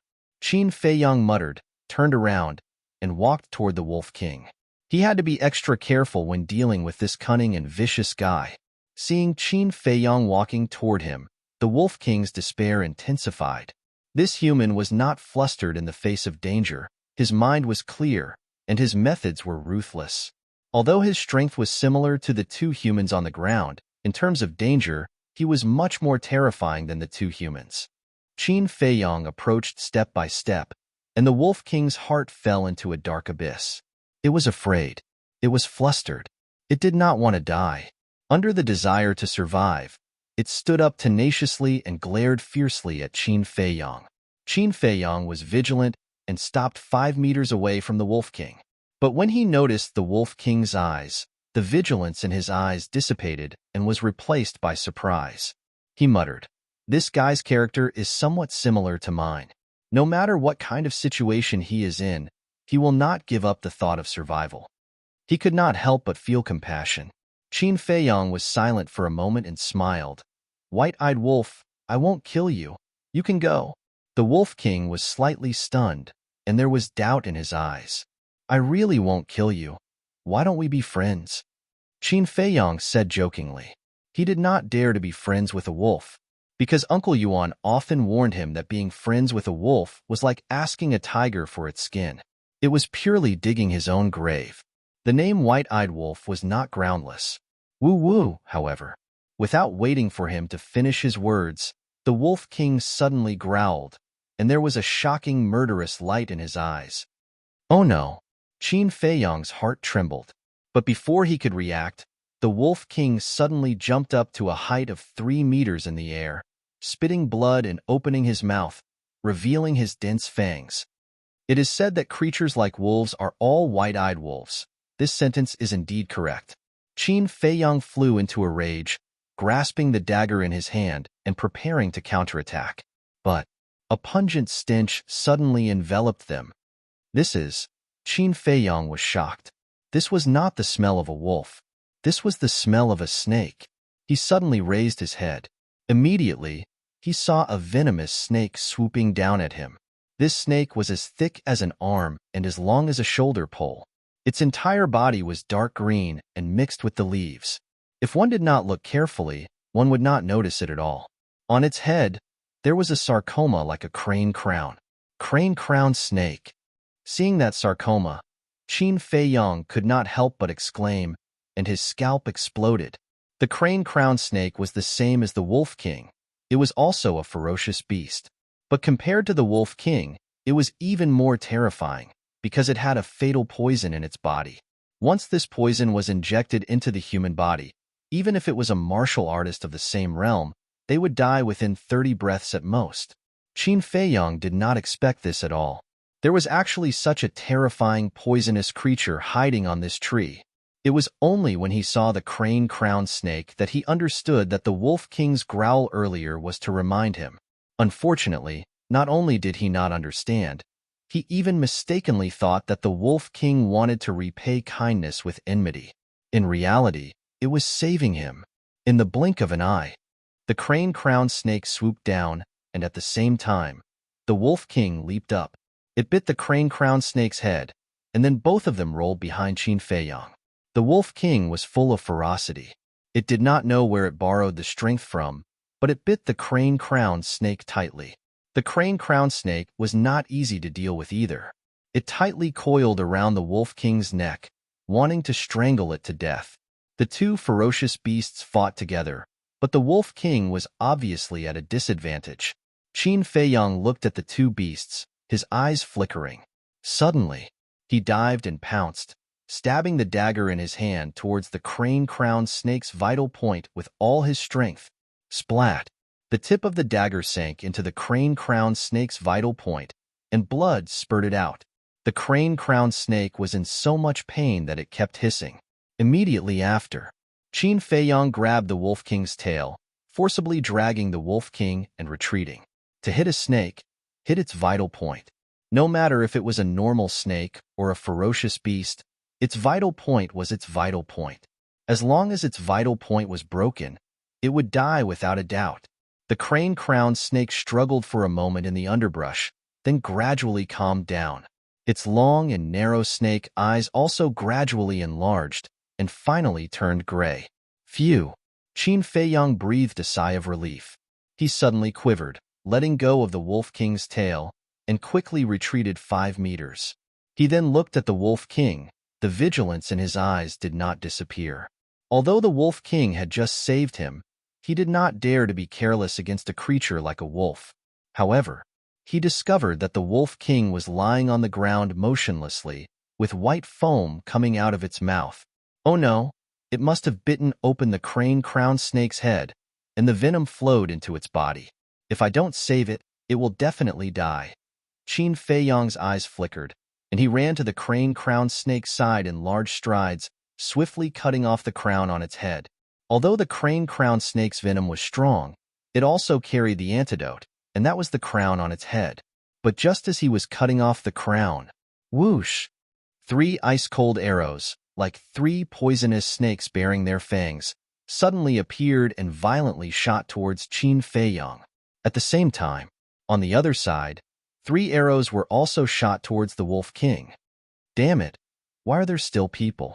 Hearing the sharp sound of the arrows piercing through the air, Qin Feiyang did not need to look to know what was going on, and his face immediately darkened. He had no choice. He turned around and rushed to the Wolf King's side, throwing the crown in front of the Wolf King's mouth. The Wolf King coldly looked at Qin Feiyang, stretched out its tongue, and sucked the crown into its mouth. Immediate effect. The Wolf King stopped foaming, and its pale and powerless eyes finally regained a trace of color. But at this time... Chapter 8. At this moment, even if Qin Feiyang wanted to dodge, it was too late. There was a trace of madness in his eyes. Holding a dagger, he faced the 3 arrows in front of him. Clang! Sparks flew everywhere. 2 arrows were deflected and flew past his ears, leaving 2 glaring bloody scars on his face. However, one of the arrows pierced into his right shoulder with a poof. At the same time, he lifted his left leg. The 3 arrows that were aimed at Wolf King pierced through his calf and were stuck between his leg bones. Blood was gushing out. Qin Feiyang's face was distorted by the excruciating pain. He gritted his teeth and pulled out the arrow from his right shoulder. He propped himself up on the ground and scanned the area in front of him. White-eyed wolf, I know that you are very weak now. However, we can only rely on you to escape. I saved you. Don't leave me behind. Qin Feiyang said in a low voice. Before he finished his words, a man in black walked out from a bush 100 meters away. A young woman also walked out from behind a bush behind him. Both of them looked to be around 18 or 19 years old. They were good-looking. The woman was beautiful and the man was handsome. Their clothes were made of silk. One look, and one could tell that they were from a big family. Lingu, Lingua. Qin Feiyang looked around, and his pupils constricted. He was no stranger to these two people. They were from the younger generation of the Lin family. However, both of them were 7-star martial artists. Even if he was in his peak condition, he might not be their match, let alone now that he was injured. Both of them held a black iron bow in their hands. Lingua's iron bow was slightly smaller. She carried more than a dozen sharp arrows on her back. Lingua's face was as cold as frost. She pulled out 3 sharp arrows, knocked them on the bow, and aimed them at Qin Feiyang. She shouted with a stern voice, "You really have big guts. You actually dared to kill Lin Feng and Lin Shi. Now, you only have one chance. Surrender yourself and come back with us to await the patriarch's punishment." Lin Gu also pulled out 3 arrows from his back and aimed them at Qin Feiyang. He was ready to shoot. "What if I say no?" Qin Feiyang gloomily looked at the two of them. He didn't expect to be seen by these two people. He was really fucking unlucky. Lin Gu sneered, "If you dare to say a single word of no, I guarantee that a bloody hole will appear in your body in the next moment." Qin Feiyang growled in a low voice, "White-eyed wolf, how long do you want to rest?" Wolf King was lying on the ground. His breathing was weak, and he looked like he was on his last breath. However, Qin Feiyang knew that this guy was definitely faking it. Lin Gu said, "You're actually in the company of wolves. No wonder you're able to do such a thing."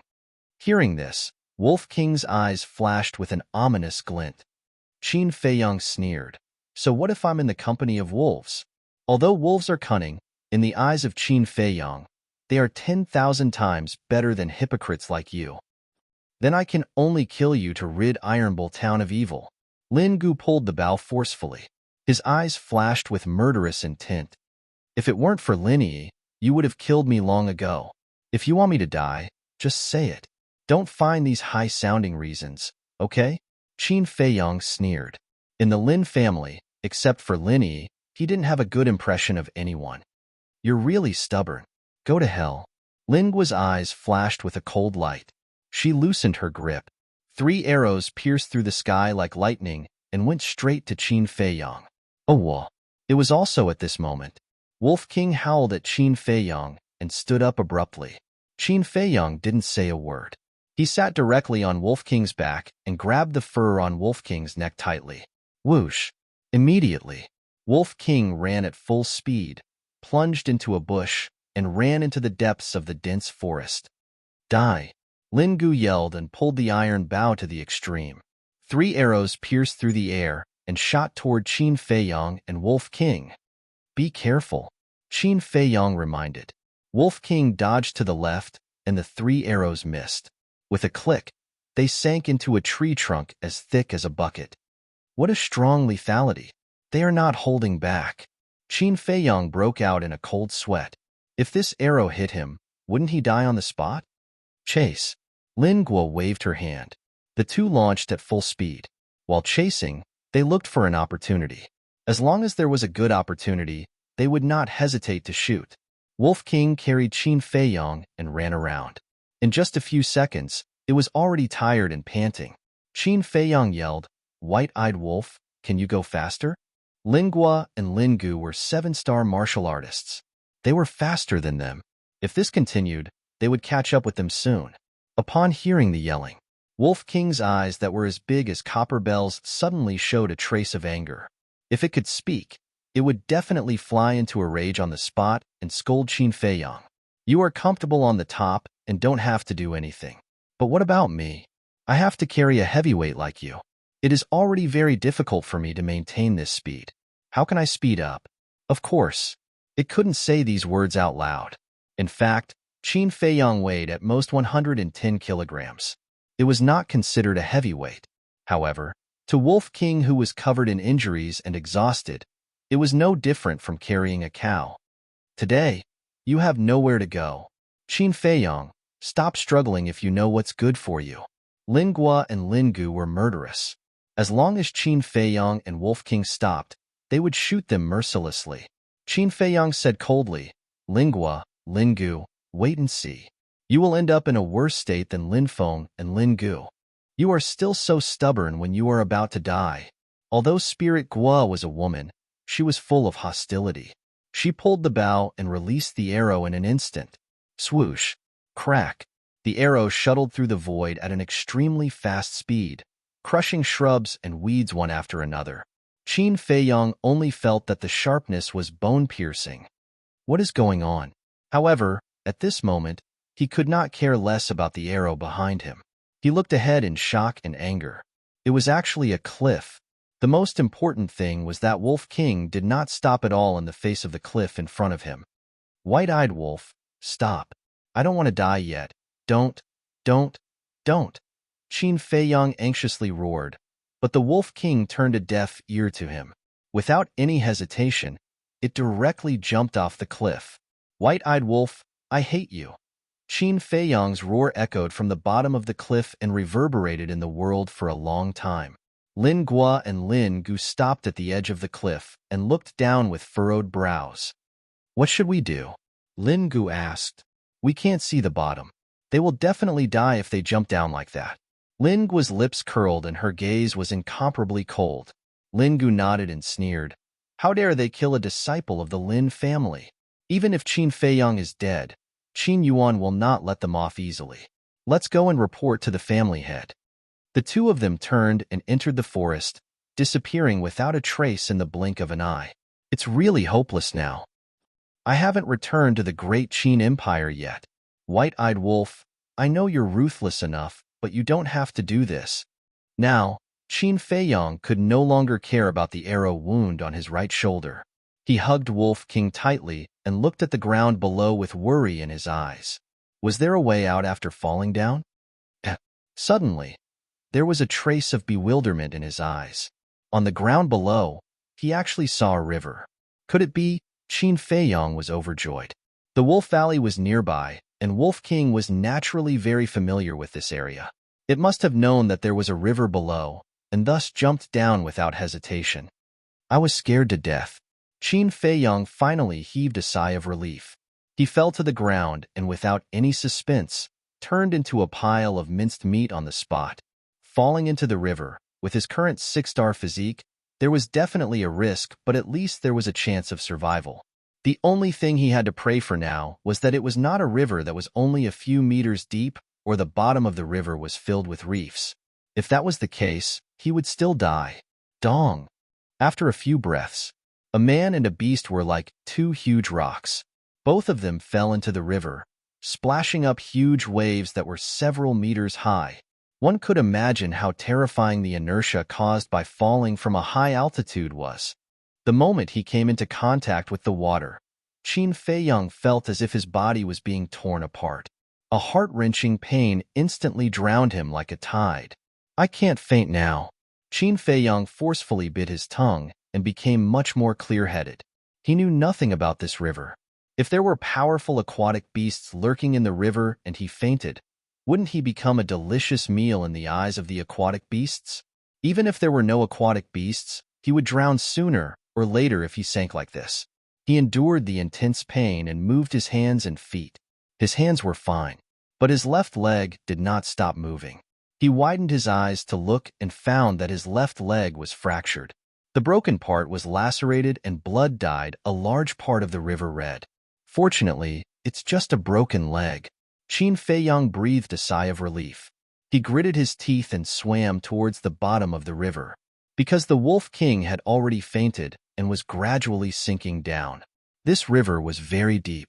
At least until now, Qin Feiyong still had not seen the bottom of the river. Of course, the river water was also very clear. After he chased down, he grabbed Wolf King's tail and turned around, quickly swimming upwards. After living by the lake for 5 years, his swimming skills were naturally quite good. Even though he had a broken leg, his speed was not slower than an ordinary person. It was just that in the process of swimming, he had to endure an inhuman pain. After a dozen breaths, he finally surfaced and greedily breathed in the air. But his face immediately turned green. What he breathed in was not only air, but also a pungent fishy smell. An aquatic beast. His body trembled. A thought that almost made him despair crawled up in his mind. If he encountered an aquatic beast now, then only death awaited him and Wolf King.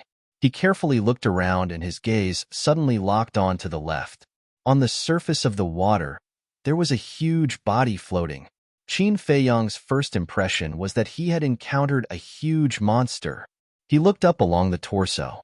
When he saw the true appearance of the huge monster, his body suddenly froze and his face turned pale. That was not just a huge monster. He simply did not know how to describe it. It was a fish, but it was not an ordinary fish. It had already evolved into an aquatic beast. Only half of its body was exposed on the surface of the water, but it was as big as a house. It was hard to imagine how big its entire body was. Those dustpan-sized eyes flashed with a terrifying, ominous glint, making Qin Feiyang's scalp almost explode. Chapter 9. The big fish stared at Qin Feiyang and Wolf King, motionless. Qin Feiyang also did not dare to move. He was afraid of startling the big fish. One man and one fish stared at each other like this. The atmosphere was particularly solemn. About 100 breaths passed. Seeing that the big fish still did not move, Qin Feiyang carried Wolf King and slowly swam towards the shore. However, as soon as he moved, the big fish also moved. Splash! As soon as the big fish opened its mouth, the river water flowed backwards and crazily rushed into its mouth. Why am I so unlucky today? Qin Feiyang roared and disappeared into the big fish's wide mouth together with Wolf King. Dong! The big fish raised a wave of water and plunged into the bottom of the river, disappearing. The river water was like a waterfall, rushing Qin Feiyang and Wolf King into the big fish's stomach. Qin Feiyang was extremely anxious. If they really entered the big fish's stomach, not even their bones would be left. Moreover, the inside of this fish was very smelly, very fishy, and simply disgusting.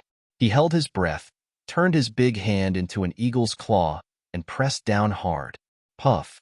5 fingers, like steel needles, pierced into the flesh. Qin Feiyang firmly clasped that piece of flesh and fixed his body. The other hand tightly grasped Wolf King's tail, preventing Wolf King from being washed away by the current. At the same time, at the bottom of the river, the big fish that was looking for prey also scurried around in pain. Qin Feiyang, who was in its stomach, was naturally spinning and his body swayed violently. If only that dagger was still here. Qin Feiyang was furious. When he fell into the river, the dagger fell out of his hand and sank to the bottom of the river. At that time, he did not care about it. Who would have thought that just as he surfaced, he would encounter another big fish? Today was really a double whammy. After not going back for so long, he did not know if Uncle Yuan had gone to find him. Oh, war! A wolf howl interrupted his thoughts. White-eyed wolf, you're finally awake. We're in a fish's stomach. Quick, think of a way to get out. Qin Feiyang was overjoyed, as if he had seen his family. In the past, he had never thought that there would be a day where he would share life and death with a wolf. As the saying goes, the world is unpredictable. Wolf King scanned his surroundings, and his pupils constricted. Suddenly, its eyes flashed with a terrifying light. He opened his mouth wide and bared his fangs. He actually bit down and tore off a large piece of fish meat, chewing it with relish. You still have the mood to eat? Qin Feiyang's face darkened, blue veins popping out. Wasn't this guy a little too unreliable? Wolf King didn't pay any attention to him and continued to bite him. The intense pain was like a tidal wave, hitting every nerve in the big fish's body. It made even more noise. From time to time, he would jump out of the water. From time to time, he would dive to the bottom of the river. Sometimes, he would crash into the riverbank. Not long after, its body was riddled with wounds and blood was flowing out. He didn't know how much time had passed. Anyway, Qin Feiyang felt that a few centuries had passed. The big fish finally stopped and floated weakly on the surface of the water. Blood dyed the river red. What's going on? Qin Feiyang was bewildered. Not only did the big fish stop swaying, but the water flowing down from the esophagus also became much smaller. Could it be that the big fish was sleeping?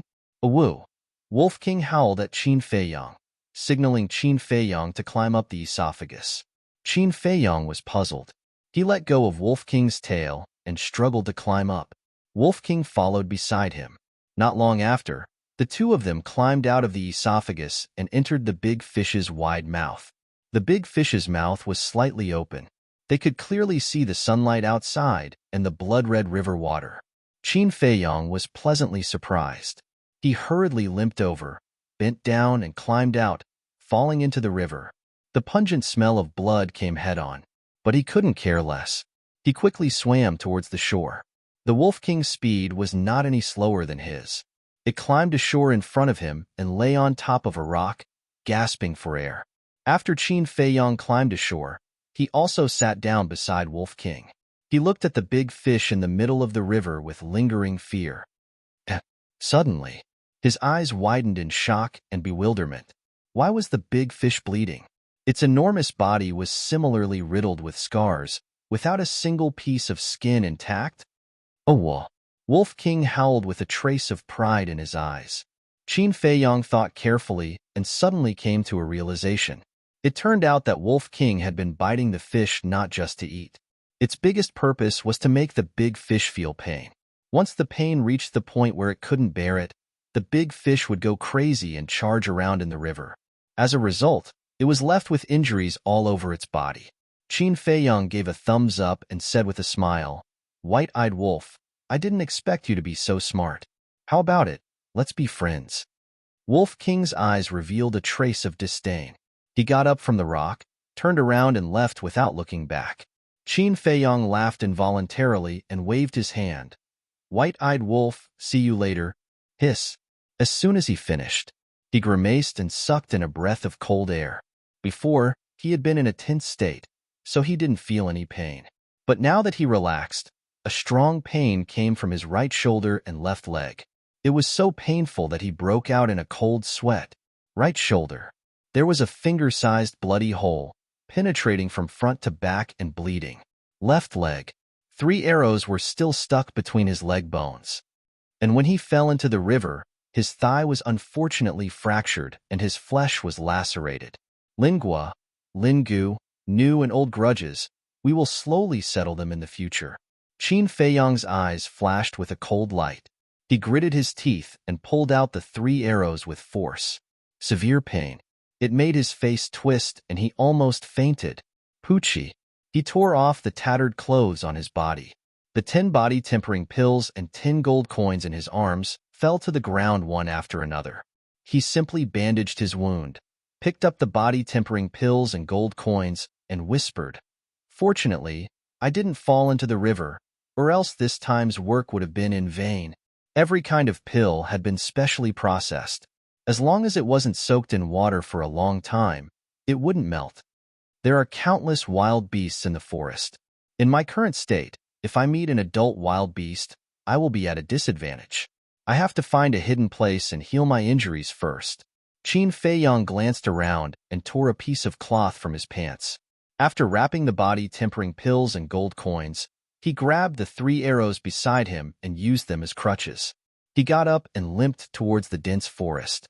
Iron Ox Town, Lin family. Discussion hall. He actually dared to kill a member of the Lin family.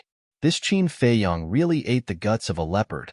The head of the Lin family was furious and his killing intent was awe-inspiring. Lin Gu and Lin Gua stood aside respectfully. There were still 2 dead bodies lying on the ground.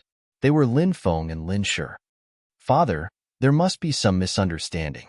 Lin Yi ran into the hall anxiously. "Bastard!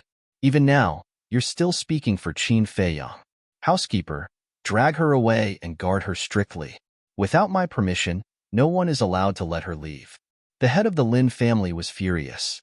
The butler standing at the door immediately stepped forward to persuade Lin Yi. There were also 2 family servants blocking in front of Lin Yi. "Father," Lin Yi hurriedly called. The head of the Lin family yelled, "Hurry up and take her away." "Yes." The butler responded and looked at Lin Yi. "Miss, I dare not disobey the order of the head of the family. Please forgive me." He waved his hand. The 2 family servants immediately went up and carried Lin Yi. Under the guidance of the butler, they quickly left the hall. Untamed white-eyed wolf. The head of the Lin family scolded angrily, looked at Lin Gua and Lin Gua, and said in a deep voice, "Where is Qin Feiyang?" Lingua said, "He has fallen off the cliff. This little bastard is really lucky, but Qin Yuan can't be let go." The head of the Lin family showed a cold gaze. Lingua said, "To tell the truth, Lin Gu and I also have this idea." Lin Gu followed, "Family master. As long as you say the word, I will kill that old thing now." The head of the Lin family waved his hand and said, "No, we don't need to do this kind of trivial matter. Someone will do it for us." "Who?" The two were surprised. "Ma Hongmei." The head of the Lin family sneered and said, "You go to Ma Hongmei now and tell her that Qin Feiyang and Qin Yuan are not dead yet." The two looked at each other and smiled. They cupped their hands and said, "The head of the family is wise." The head of the Lin family said, "In addition, pass down the order. Don't tell Yi about the death of Qin Feiyang." "Understood." The two nodded, picked up the corpses of Lin Shi and Lin Feng, and turned to leave. "Qin Feiyang, you're finally dead. As long as you're dead, Lin Shi and Lin Feng's deaths are worth it." The head of the Lin family returned to his seat with a bright smile on his face. Near the riverbank, Qin Feiyang found a cave and hid inside. He bandaged his wounds and prepared to sleep. He was very tired now. Eolo, but at this moment, a wolf's howl sounded outside the cave. White-eyed wolf. Qin Feiyang was stunned. Holding the 3 arrows, he got up and walked to the entrance of the cave. His expression changed drastically. The person who came was indeed Wolf King. But behind Wolf King, there were more than a dozen white wolves.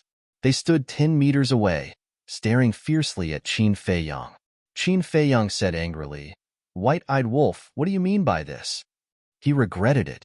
How could a creature like a wolf be trusted? He should have dealt with it early in the morning. Wolf King looked at him coldly and suddenly spat out an iron box from his mouth. Qin Feiyang was slightly stunned. The iron box was the size of a palm. It was rusty and looked a bit old. Wolf King growled a few words at Qin Feiyang, then turned around and left with a group of white wolves. "What do you mean?" Qin Feiyang was puzzled. After Wolf King left, he walked over and picked up the iron box. The moment he opened the iron box, a strong medicinal fragrance assailed his nose. There were actually 5 medicinal pills in the iron box, 2 bone-replenishing pills, 3 healing pills. Qin Feiyang was stunned for a moment. He raised his head and looked in the direction where the Wolf King disappeared. His face was full of guilt as he whispered, "I'm sorry, I've wrongly accused you. But you, this guy, if you want to give me medicinal pills, just give me medicinal pills. Why did you have to make such a big scene? No matter who it is, they will misunderstand." He smiled helplessly and turned to walk into the cave. He was grateful in his heart. Who said that wolves were heartless? Who said that wolves were ferocious? In fact, no matter what kind of beast it was, as long as it was sincere, it could gain the other party's trust. White-eyed wolf, thank you. After taking the healing pill and bone-replenishing pill, Qin Feiyang half lay on the stone wall, muttered to himself, and quickly fell asleep. However, he didn't know. Chapter 10. As night fell, the waning moon rose into the sky. The jungle at night seemed to be covered with a mysterious veil, making people feel awe. So cool.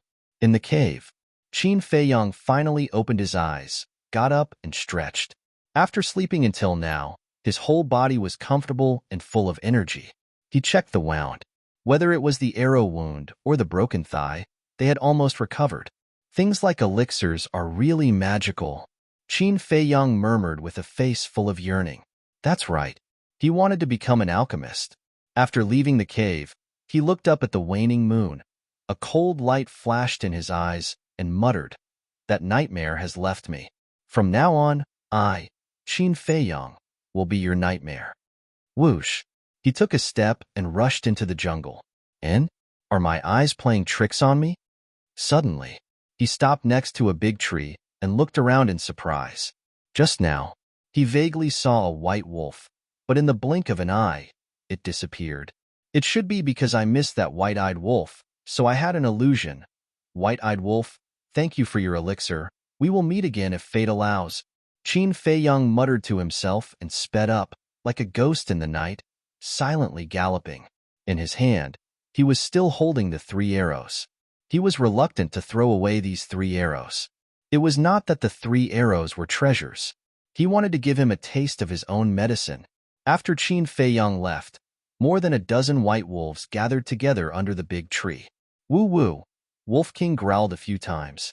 One of the white wolves ran toward the direction where Qin Feiyang disappeared.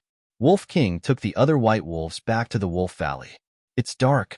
Why hasn't Feiyang come back yet? Beside the lake, Yuan Bo stood on a big stone, looking at the entrance and exit. His old eyes were full of worry. Suddenly, a black shadow rushed into the entrance. It's not Feiyang, it's him. Yuan Bo's eyes narrowed, and a touch of coldness crept up on his face. Swish! The next moment, with a leap, he turned into a streak of light and quickly disappeared into the night. Flight. If Qin Feiyang saw this scene, he would definitely be shocked, because only combat emperors could fly, which was also to say that Uncle Yuan wasn't as simple as he seemed on the surface. A dozen breaths later, the black figure stopped by the lake and scanned the burnt ruins. Strange, last night, I saw them die in the sea of fire with my own eyes. But why did Elder Ma say that they're still alive? I haven't seen them yet, the black shadow whispered. That was right. He was the middle-aged man who set the fire last night. Since Elder Ma has said so, I'll take a closer look. The middle-aged man entered the ruins and began to search. Soon, another black shadow ran into the entrance of the lake, panting. He was Qin Feiyang. He carried a black bull on his shoulder. This was something he had encountered along the way. He had killed it along the way and planned to bring it back to make a sumptuous dinner. Uncle Yuan, I've made you wait for a long time, Qin Feiyang shouted. Under the hazy moonlight, everything looked very blurry. He thought that the middle-aged man in the ruins was Uncle Yuan. Qin Feiyang. Hearing the shout, the middle-aged man suddenly turned around, his eyes surging with killing intent. Little bastard, you can't even burn to death, you're really lucky. He laughed sinisterly and rushed towards Qin Feiyang with a murderous aura. As the distance got closer, Qin Feiyang could gradually distinguish that black figure. Uncle Yuan wasn't that tall and sturdy. Not Uncle Yuan. He put down the black bull on his shoulder, stuck the 3 arrows into the ground, stopped in place, and said in a deep voice, "Who are you? Why are you here?" The middle-aged man sneered. "I'm the one who wants your life." "It's you." Qin Feiyang's eyes surged with killing intent. He had just heard this voice last night. How could he forget it? "Last night, you burned my house and Uncle Yuan's house. Tonight, I want your life," he said coldly, like a furious lion, rushing towards the middle-aged man. The middle-aged man was surprised. He actually dared to take the initiative to rush up? This little bastard. Could it be that he was burned silly last night? But it's just what I want. I'll deal with it quickly and give Elder Ma a satisfactory explanation as soon as possible. He clenched his right hand, ready to attack. Qin Feiyang was also secretly accumulating power. Go to hell. Both of them were aggressive. As they approached, they roared at the same time, breaking the quiet atmosphere here. Bang! Thump! The 2 fists collided violently. At that moment, Qin Feiyang was shocked back. A trace of blood flowed from the corner of his mouth. How is this possible? The middle-aged man exclaimed. Although he was as steady as Mount Tai, his face became extremely ugly. Aren't you unable to cultivate? But why is your strength so strong? How can an ordinary person have the strength of 6 bears? He looked at Qin Feiyang in disbelief. At the same time, a white wolf appeared at the entrance of the lake. It stood on top of a huge rock, and its eyes emitted a frightening green light in the night. Why would a wolf appear?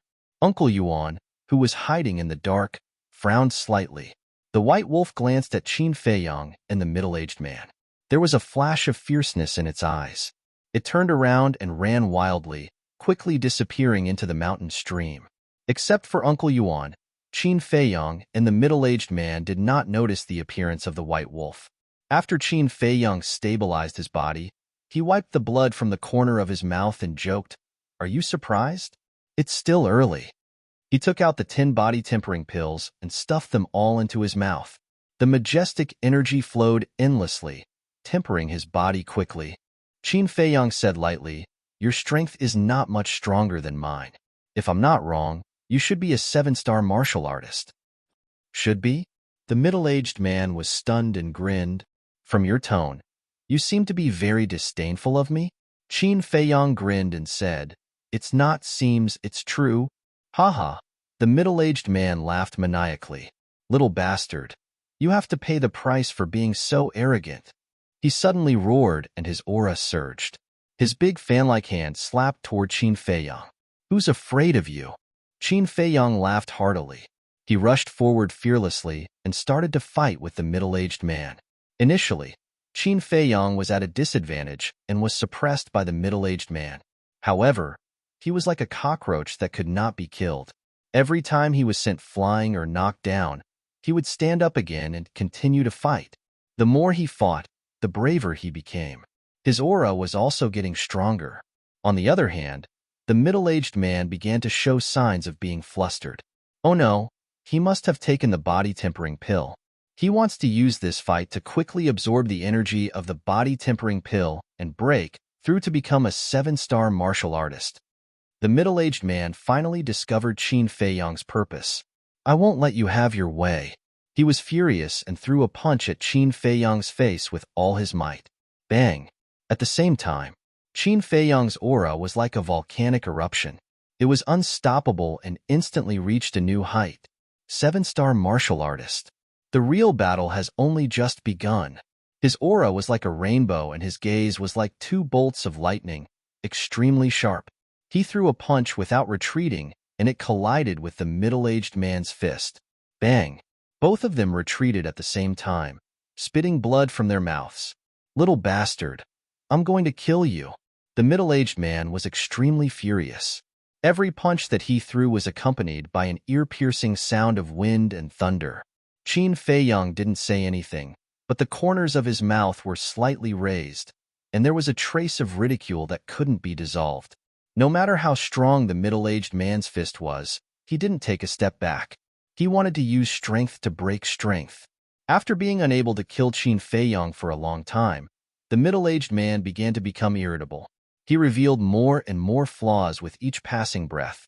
After a few hundred breaths, the two of them were bathed in blood. However, most of the blood on Qin Feiyang's body belonged to the middle-aged man. One of them was impetuous and had even thought of retreating. One of them was calm and steady with endless fighting spirit. The outcome of this battle had been decided. Bang! In the end, Qin Feiyang slapped the middle-aged man's chest. Accompanied by a cracking sound, a few ribs in his chest broke on the spot. Pfft! The middle-aged man spat out blood and flew a few meters away before falling to the ground. Qin Feiyang had a fierce look in his eyes. He landed beside the middle-aged man in a few steps and stomped on the middle-aged man's chest. This time, his entire chest had caved in. Ah! The middle-aged man's painful scream echoed in the night sky and did not dissipate for a long time. Qin Feiyang looked at him condescendingly and said coldly, "Uncle Yuan said last night to kill you within 3 days. I will definitely do it. Don't kill me. I also received orders from above to kill you. Please spare my life, okay?" The middle-aged man vomited blood while begging intermittently. Qin Feiyang said, "Ma Hongmei's order?" The middle-aged man said, "It is indeed Ma Hongmei who wants to kill you, but there are still people above me. As long as you promise not to kill me, I will tell you everything. I must kill you. As for the people above you, I will kill one if one comes. I will kill 2 if 2 come." Qin Feiyang's domineering aura reached the clouds. His foot exerted force, and the middle-aged man's heart suddenly exploded. Blood splattered on the spot. "Feiyang, Uncle Yuan can finally be sure that you have really grown up." Uncle Yuan's voice sounded in the darkness.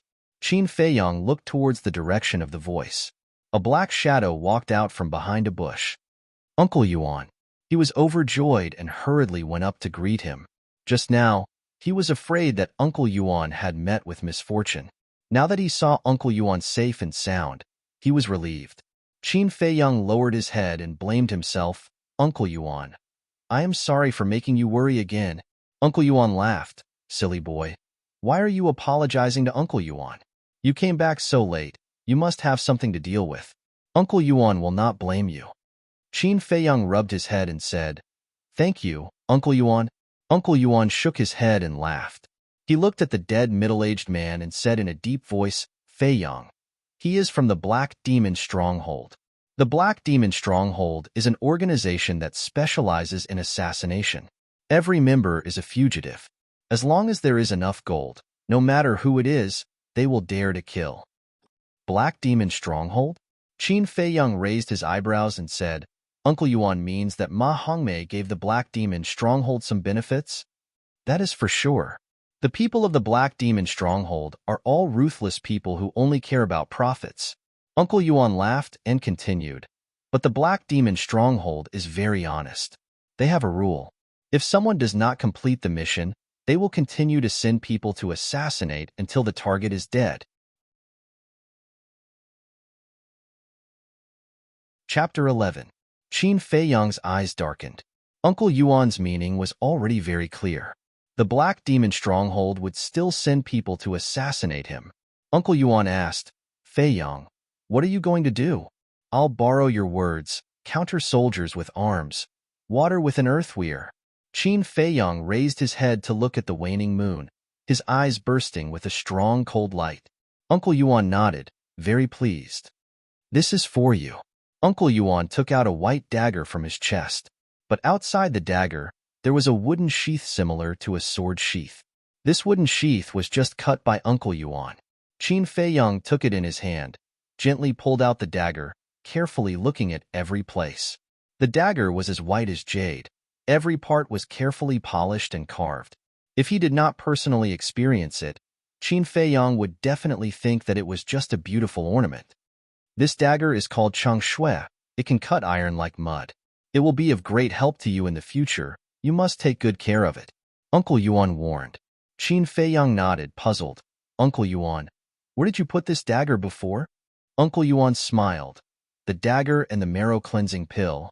I used to put them in that secret room. No wonder I've never seen it before. Qin Feiyang suddenly realized, looked up at Uncle Yuan, said, Uncle Yuan, now can you tell me? Why do you have the marrow-cleansing pill? And why do you have this dagger? Do you know why those people in the capital want to harm me? Uncle Yuan's eyes flashed, smiled. Feiyang, wait until you're 16 years old, then I'll tell you everything. Qin Feiyang frowned. 3 days later, he would be 15 years old. There was still a whole year before he was 16 years old. What was Uncle Yuan hiding? Why didn't he tell him? Uncle Yuan took out the jade box, smiled.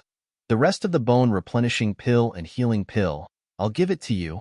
Qin Feiyang received the jade box, looking at Uncle Yuan without blinking. In the end, he secretly sighed, giving up the idea of asking, because he had already seen that Uncle Yuan did not intend to tell him at all. Uncle Yuan, wait a moment. I'll cook for you. Qin Feiyang started a bonfire and ran to the black bull. He pulled out the changshui and cut off one of the bull's legs. Uncle Yuan's face twitched. This brat really didn't know the value of changshui. Meanwhile, a man and a woman, each holding an iron bow, galloped towards the lake under the moonlight. It was Lingu and Lingua. However, they didn't enter the entrance. They concealed themselves on a mountaintop, looking towards Qin Feiyang and Uncle Yuan. Qin Feiyang didn't die? Their expressions changed instantly. That's impossible. We saw him fall from the cliff with our own eyes. Lin Gu muttered, his face full of disbelief. Not only is Qin Feiyang not dead, but Qin Yuan is also not dead. What is going on with Ma Hongmei? Lingua frowned. Lingua, look, isn't there a corpse lying beside them? Lingu was surprised. The bonfire burned brightly, illuminating the land. It's indeed a corpse. It's just that it's too far away, so I can't see it clearly. But I'm sure that person was sent by Ma Hongmei. Lingua said in a low voice. Even the person sent by Ma Hongmei died here. Could it be that Qin Feiyang and Qin Yuan? Lingu couldn't help but think of the scene during the day. His whole body suddenly turned cold. The fact is already very obvious. Whether it's Qin Fei Yang or Qin Yuan, they aren't simple characters. You stay here and monitor them. I'll go back and report to the family head. If I don't come back in an hour, you go back by yourself. Lin Guo whispered. Lin Gu nodded. Lin Guo looked at Qin Fei Yang and Qin Yuan. Her eyes flashed and she quietly got up. However, when she turned around, she suddenly froze in place. Why aren't you leaving? Seeing Lin Guo not moving, Lin Gu turned his head and asked in confusion. But the next moment, his face instantly turned pale. They seemed to have seen something inconceivable. At the foot of the mountain, they didn't know when, but there were many pairs of green eyes. At first glance, it was like clusters of ghost fire flickering. It was extremely frightening. Wolves. Lin Guo and Qin Yuan trembled. Only the eyes of wolves would emit green light at night. One wolf, 10 wolves, more than 50 white wolves stood side by side at the foot of the mountain, cutting off their retreat. The eyes of the Wolf King, who was leading the pack, were filled with hatred. Oh, all of a sudden, it raised its head and howled at the waning moon in the sky. The more than 50 white wolves behind it immediately took a step forward, pressing up the mountain step by step. Wolf howl? Beside the bonfire, Uncle Yuan frowned. It's him. However, Qin Fei Yang suddenly got up and turned to look at the entrance. Uncle Yuan, you stay here and don't move. I'll go take a look. He left behind a sentence and ran in front of the black bull. He grabbed the 3 arrows and ran towards the entrance. What the hell is this brat doing? Uncle Yuan frowned, got up and followed him unhurriedly. On the top of the mountain, Lin Gu looked at the pack of wolves and said anxiously, Lin Guo, what should we do now? They had already recognized it. The Wolf King in the lead was the wolf that was with Qin Fei Yang during the day. Although both of them were 7-star martial artists, they couldn't help but feel nervous in the face of more than 50 ferocious wolves. The nature of wolves is cunning and treacherous. They will seek revenge for the smallest grievance. We seriously injured it during the day. Now, it will definitely not give up easily. To catch bandits, one must first catch the leader. Let's shoot that Wolf King first. Lin Guo's eyes were filled with murderous intent. She took out 3 arrows from the quiver behind her back. She pulled the bow and loaded the arrows. Whoosh! 3 arrows whizzed out, carrying a shocking sharpness, and shot towards the Wolf King. The Wolf King's eyes flashed with an ominous glint. It exerted force with its 4 limbs and leaped several meters into the air. The 3 arrows brushed past its body and hit a large rock. Sparks flew in all directions, and an ear-piercing metallic sound reverberated. Die! But Lin Gu seized the opportunity and quickly shot an arrow when the Wolf King landed on the ground. The Wolf King was in midair, and there was no way to dodge this arrow. In the nick of time, a white wolf rushed into the air and blocked the arrow for the Wolf King. It died on the spot. Bang! It fell to the ground and rolled down the slope towards the foot of the mountain, crushing a large patch of weeds and shrubs. Roar! The Wolf King's eyes turned red. After landing on the ground, it roared towards the sky and rushed towards Lin Guo and Lin Gu crazily. The rest of the white wolves also went crazy. Their ferocious aura was monstrous. Lin Guo and Lin Gu's eyes were gloomy as they continuously shot arrows at the Wolf King.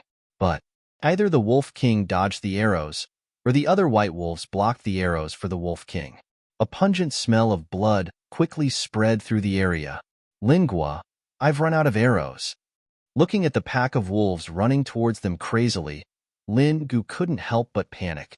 The total number of arrows in their quiver was only 30. 30 arrows had killed 20 white wolves, leaving only 30 or so. If they swarmed up, even if they were 7-star martial artists, they would have to pay a heavy price. Kill. Lin Guo's arrows were also used up. There was only one way now, to kill all these beasts. The 2 of them held iron bows and charged into the pack of wolves, starting a life-and-death battle. Qin Fei Yang ran to the foot of the mountain, glanced at the dead white wolves, and looked up. Lin Guo, Lin Gu, give me your lives. He roared like a crazy bull and rushed up angrily. Without saying a word, he directly raised his fist and pounced towards Lin Gu. Qin Fei Yang, a trash like you wants to kill me? You're daydreaming. Lin Gu threw a punch. The two fists met with a loud bang. Puff. Lin Gu spat out a mouthful of blood and crashed to the ground. How is this possible? His eyes were filled with disbelief. At the same time, Qin Feiyong was also forced back. However, he grabbed a bush and stabilized his body. Like the incarnation of a hungry wolf, he pounced on Lin Gu while Lin Gu was distracted. The 3 arrows in his hand pierced into Lin Gu's right shoulder fiercely. Poochie. Blood splattered in the sky. The heart-wrenching pain made Lin Gu scream endlessly. Qin Feiyong pulled out the 3 arrows and turned to pounce on Lin Gu. The few white wolves beside him swarmed forward and mercilessly tore Lin Gu apart. The scene was extremely bloody. It was too horrible to look at. He's actually a 7-star martial artist? Lin Gu's eyes also revealed a look of horror. Looking at Qin Feiyong, who was pouncing crazily with a face full of murderous intent, she suddenly felt very unfamiliar. Suddenly, a white wolf pounced forward, bit her arm, and pulled her to the ground. Lin Gu, your time of death has come, Qin Feiyong roared. The moment he pounced, the 3 bloody arrows in his hand suddenly pierced into Lin Gu's calf. He had said before that he would give them a taste of their own medicine. Ah! Lin Gu screamed in pain. She waved the iron bow in her hand wildly. A few white wolves that were about to rush forward were beaten until their heads were bleeding. Qin Feiyong's shoulder also suffered a blow. His skin and flesh were lacerated. Qin Feiyong, I'm going to kill you. Lin Gu's face was ferocious. She raised the iron bow high and smashed it toward Qin Feiyong's head. Qin Feiyong sneered, pulled out the Chang Shui, and swung it with force. Accompanied by a loud clang, the iron bow was actually cut in half. How is this possible? Lin Gu was shocked. More than a dozen white wolves swarmed forward and crazily tore at her. Screams could be heard incessantly. Qin Feiyong put away the dagger and let out a long breath. He wiped the blood off his face and walked to the Wolf King's side. He smiled and said, "White-eyed wolf, we meet again so soon. It's really fate." The white-eyed wolf glanced at him with a trace of disdain. Qin Feiyong chuckled and said, "Don't be so unreasonable. Let's go. I'll treat you to a big meal." The scene here was too bloody. He did not want to continue staying here. Roar. The Wolf King growled at him. "What are you trying to say?" Qin Feiyong was puzzled. The Wolf King growled a few more times. Seeing that Qin Feiyong still did not understand, he simply howled and led more than 30 white wolves to the foot of the mountain ferociously, leaving Qin Feiyong with a proud back view. "Don't go," Qin Feiyong hurriedly shouted. "It wants you to help it bury these dead white wolves. Moreover, it's going to Iron Ox Town to cause trouble for the Lin family." Chapter 12. Go to the Lin clan. Qin Feiyong's body shook. Uncle Yuan walked to Qin Feiyong's side and shook his head. Wolves are very vengeful creatures. If they are provoked, they will do whatever it takes. They will not let go of anyone who is related to them. No, the Lin clan is full of experts. Once they enter the Iron Ox Town, they will die. I have to stop them. Uncle Yuan, help me bury them. Qin Feiyong left behind these words and chased after the pack of wolves with swift steps. Uncle Yuan reached out his hand and wanted to stop Qin Feiyong. However, he swallowed the words that were about to come out of his mouth. Wolves are not only cold-blooded, but also proud. Feiyong, this child, dares to be friends with wolves. This courage is incredible. Why don't we let him go? Maybe he can create a miracle. Uncle Yuan whispered. Seeing Qin Feiyong grow stronger day by day, he was happy from the bottom of his heart. White-eyed wolf, wait for me. Qin Feiyong's shout suddenly sounded in the forest, startling a flock of birds. The Wolf King turned around and looked at him. Then, with a low growl, it brought the wolves to a stop. Qin Feiyong quickly caught up and stopped in front of Wolf King. He shook his head and said, "White-eyed wolf, you can't go to the Iron Ox Town." Wolf King grimaced and looked at him fiercely. "Even if you stare at me, I will stop you." The Lin clan has hundreds of martial artists and 10 one-star martial masters. The head of the Lin clan is even a 2-star martial master. With your strength, You are not enough to fill the gaps between their teeth. Besides, other than the Lin clan, the Iron Ox town also has the Zhao clan. The Zhao clan's foundation is not inferior to the Lin clan's. There is also the Dan Hall and the Martial Arts Hall. These two forces are even stronger than the Zhao clan and the Lin clan. If you barge into the Iron Ox town like this, they will not sit still. Not only you, but the whole wolf pack will be annihilated, Qin Feiyong said in a deep voice. The Wolf King lowered his head, a thoughtful look in his eyes. Qin Feiyong rolled his eyes and said with a sly smile, "If you really want to vent your anger, let's go to another place." Wolf King raised his head and looked at him with a puzzled expression. "Let's go to the Black Demon Stronghold," Qin Feiyong said word by word. Wolf King's pupils contracted, as if he was afraid of this place. Qin Feiyong said, "If you dare to go to Iron Ox Town, don't tell me you don't dare to go to Heimojai." The Wolf King seemed to have been provoked. A hint of viciousness crawled up from its bell-sized eyes. It turned around and growled at the 30 or so white wolves. The white wolves also growled a few times at Wolf King, then turned around and ran towards the direction of the Wolf Valley. Wolf King turned around and looked at Qin Feiyong with a hint of provocation in his eyes. Qin Feiyong gave him a thumbs up and said with a smile, "Wolf King is indeed Wolf King. But do you know where Heimojai is?" Wolf King nodded. Qin Feiyong was overjoyed and hurriedly said, "Lead the way." Whoosh!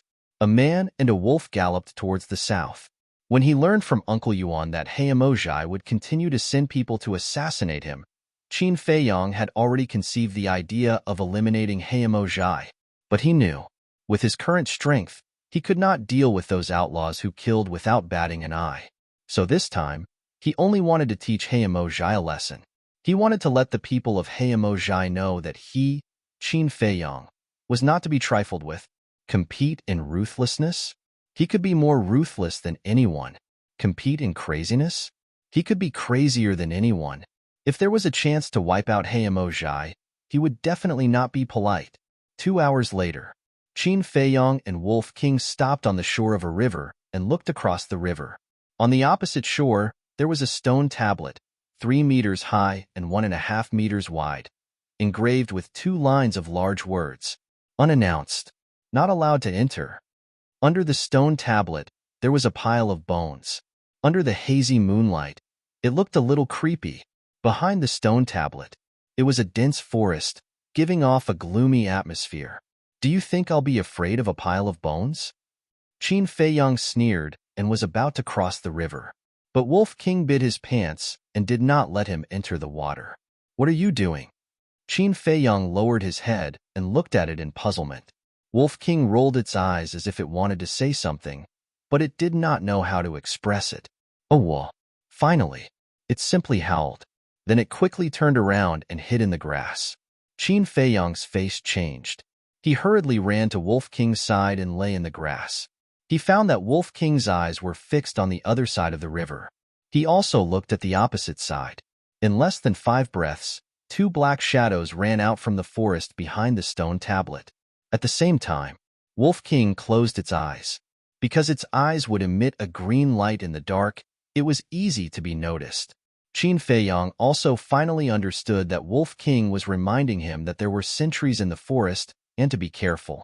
The 2 black shadows stopped in front of the stone tablet and suspiciously glanced at Qin Feiyong's side. "I clearly heard a wolf howl just now. Why didn't I find a wolf? Maybe it's just a passing wolf. Let's go back. There are traps everywhere here. Even if a wolf really comes, we don't need to do anything." "That's true. Let's go and continue drinking." The 2 turned around and entered the forest. Trap. Qin Feiyong was awe-inspiring. It seemed that this black demon stronghold was a dragon's pool and tiger's den. "White-eyed wolf, it's not too late if you regret it now," Qin Feiyong whispered. Wolf King opened its eyes, got up, and turned around to leave. Hey, you're really leaving? So unloyal?" Qin Feiyong was anxious. Wolf King turned around and grinned at him. Qin Feiyong was stunned. Was this white-eyed wolf flirting with him? Being flirted with by a wolf? This feeling was really good. A man and a wolf tiptoed into the river, swam to the other side, and climbed ashore stealthily. Qin Feiyang pulled out the Chang Shui and warned Wolf King, "Be careful." Next, the man and the wolf didn't dare to be distracted. Every step they took, they had to check in advance to see if there were any traps. It could be said that they were treading on thin ice. Their hard work paid off, and they safely arrived at a wooden house. The wooden house was built with wooden sticks and was very simple. Even the candlelight inside could be seen. There was a burst of noise coming from inside. Qin Feiyang looked inside through a gap. It was the two people who were drinking inside. The strength of the people guarding here shouldn't be very good, Qin Feiyang secretly analyzed. Generally, they were small fries who didn't have the ability to carry out the task and were sent here to guard. So these two people were definitely weaker than the middle-aged man. At this point, Qin Feiyang gave the Wolf King, who was beside him, a meaningful glance. Then, he quietly walked towards the door. After arriving at the door, a man and a wolf looked at each other, and a cold light emerged in their eyes. Whoosh! The two rushed into the wooden house at the same time. Qin Feiyang's target was the man on the left. His big hand reached out like lightning. Like an iron clamp, he grabbed the man's neck tightly, preventing him from opening his mouth to report. Wolf King was extremely fierce. He directly pounced, opened his bloody mouth, and bit the throat of the man on the right. He died on the spot. He didn't even have time to scream. Qin Feiyang was also shocked and broke out in cold sweat. This white-eyed wolf was too fierce. If there was a time when he wasn't paying attention, she would bite his neck. He couldn't help but feel scared. As for the man whose throat was grabbed by Qin Feiyang, he was even more scared. Phew! Qin Feiyang secretly exhaled and asked, "Do you want to live?" The man nodded vigorously. "If you dare to make a sound, I'll crush your throat." Qin Feiyang's eyes flashed with killing intent. He loosened his grip slightly, and the man gasped for breath. Qin Feiyang said, "How many people are there in the Black Demon stronghold? How strong are they? What do you want to do?" The man looked at him in surprise. Qin Feiyang said, "It's none of your business. Tell me." Okay, I'll tell you. Help." The man nodded repeatedly, but suddenly shouted for help. But Qin Feiyang was already prepared. Just as the man opened his mouth, his big hand exerted force and directly crushed the man's throat. These people are indeed fugitives. Qin Feiyang was quite annoyed. He squatted on the ground and groped the two men. "Hey!" Suddenly, his eyes lit up. From the arms of the man on the left, he took out a map. Putting it in front of the candle and looking at it carefully for a while, Qin Feiyang was overjoyed. This was actually a map of traps. All the traps in this forest were clearly marked on it.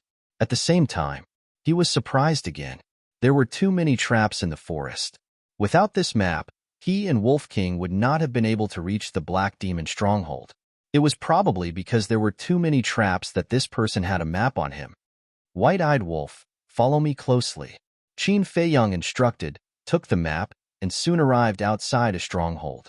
The two of them hid in a half-meter deep ditch, stuck their heads out, and scanned the stronghold.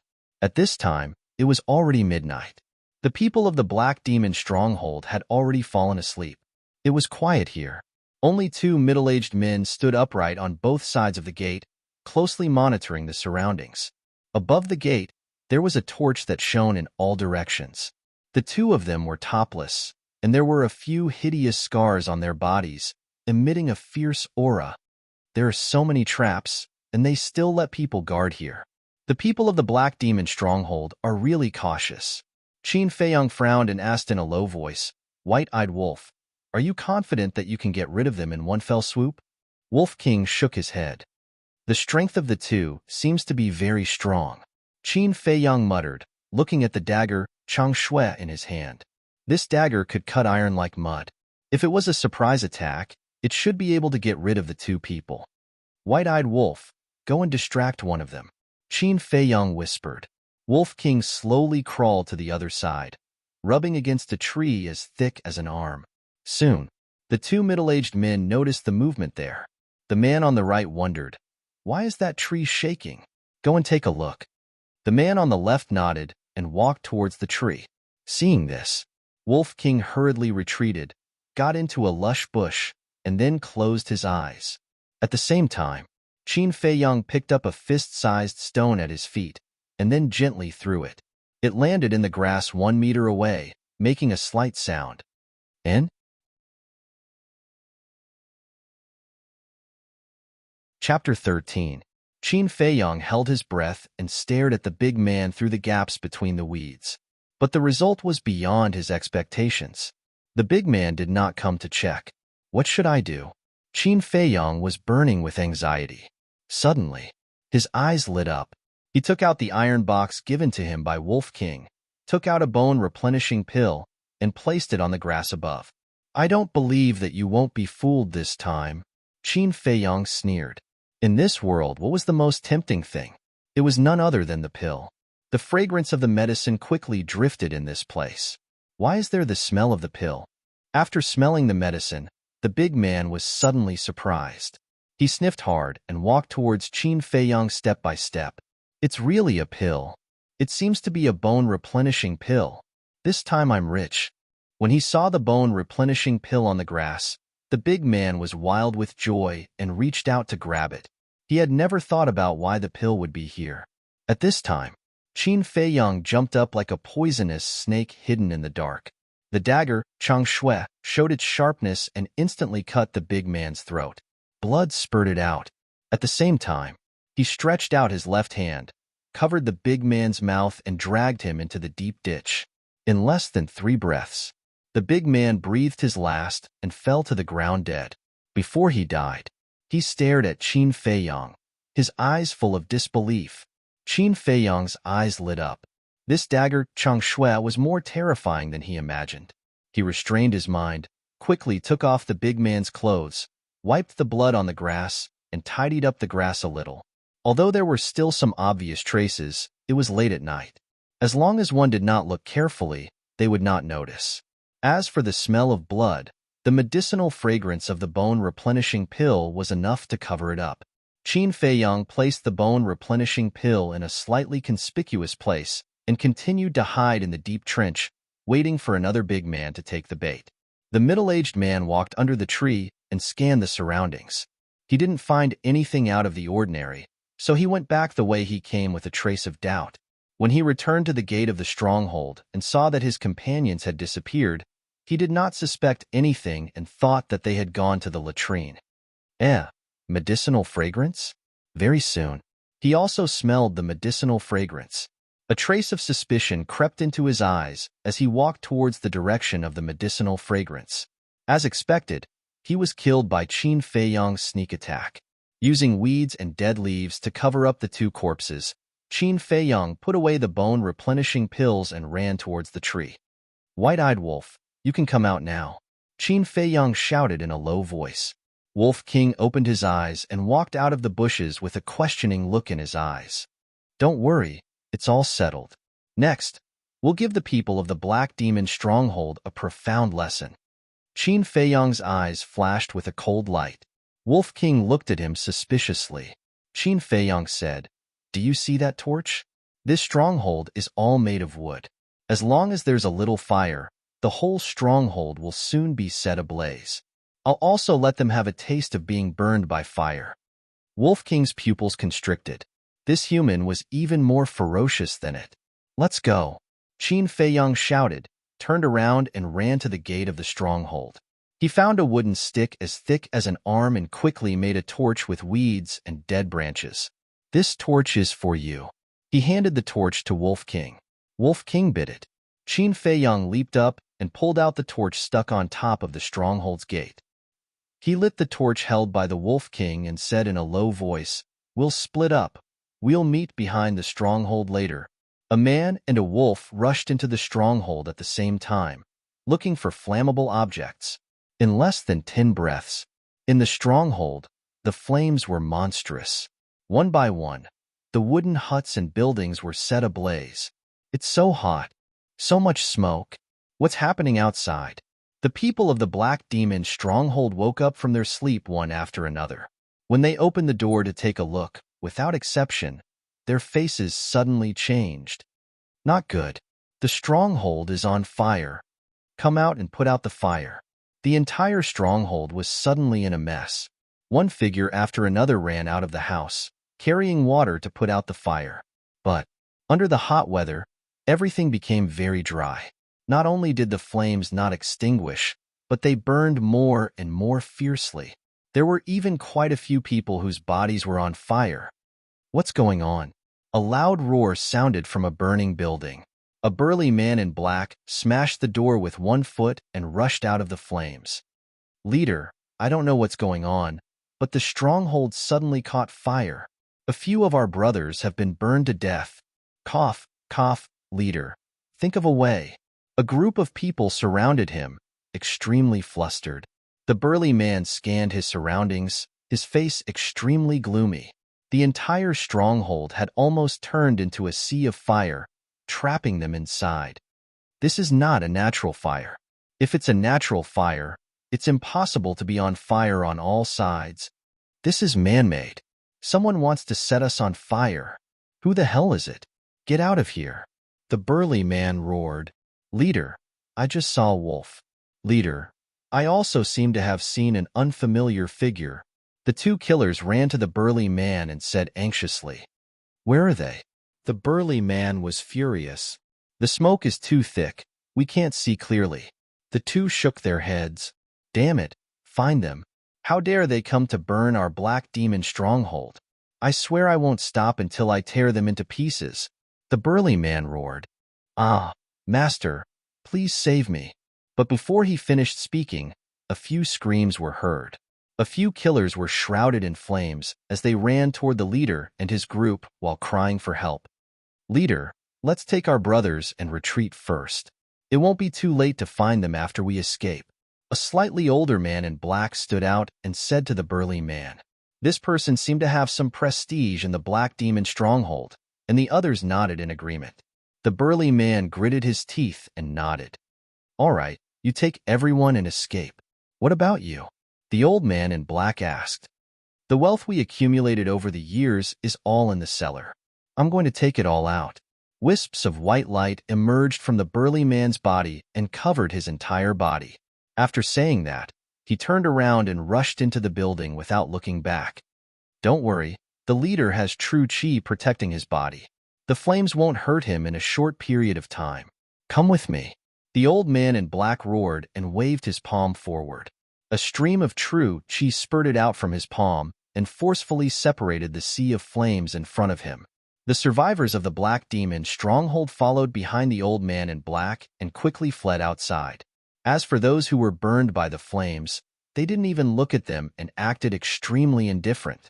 Behind the stronghold, on a small hill, Qin Feiyang and Wolf King lay in the grass and looked at the black demon stronghold covered in flames with a trace of pleasure in their eyes.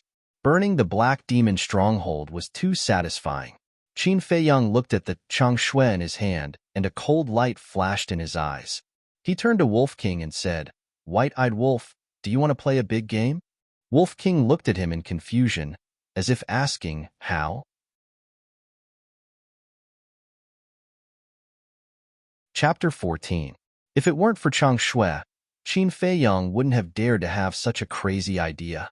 That was because the Black Demon Stronghold had two martial masters. Martial masters had already grasped true chi. Even a one-star martial master could wield over 10,000 kilograms of force with a casual wave of his hand.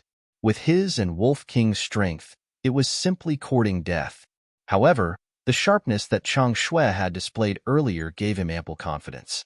As long as he caught them off guard, killing a martial master wasn't a fantasy. Wolf King looked at him in shock. Seeing the determination in Qin Feiyang's eyes, it hesitated for a moment before nodding heavily.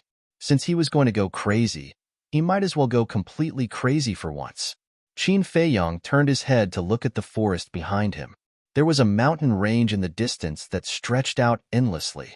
It was estimated to be a few thousand meters long. His eyes flashed slightly. He took out the map of the traps and looked at it carefully. The Black Demon Stronghold is surrounded by traps within a radius of 500 meters. If I launch a guerrilla attack here, it seems that I can't go all out. It seems that I have to lure them into that mountain range and destroy them one by one. Black Demon Stronghold, Even if I can't annihilate all of you tonight, I will still make you suffer great losses, Qin Feiyang muttered. His eyes flashed coldly as he turned to Wolf King and said, "Roar and lure them over." "A wolf." The Wolf King immediately let out a loud howl. "It's a wolf." The sound came from behind the stronghold. "That wolf is provoking us." The group of people who were fleeing in the sea of fire stopped and turned to look behind the stronghold. Their faces were gloomy and their eyes were filled with killing intent. "Don't stop. We'll talk after we get out," the black-clothed old man shouted. He waved his hand and his true chi split the sea of fire in front of him like a dragon. He quickly led the group of people out. However, there were still more than 10 people who died in the sea of fire. "Surround him. If he's alive, I want to see him. If he's dead, I want to see his corpse," the black-clothed old man shouted. There were a total of more than 50 people who escaped alive. Hearing the black-clothed old man's order, they immediately split into 2 groups. They bypassed the sea of fire and ran toward the back of the stronghold murderously.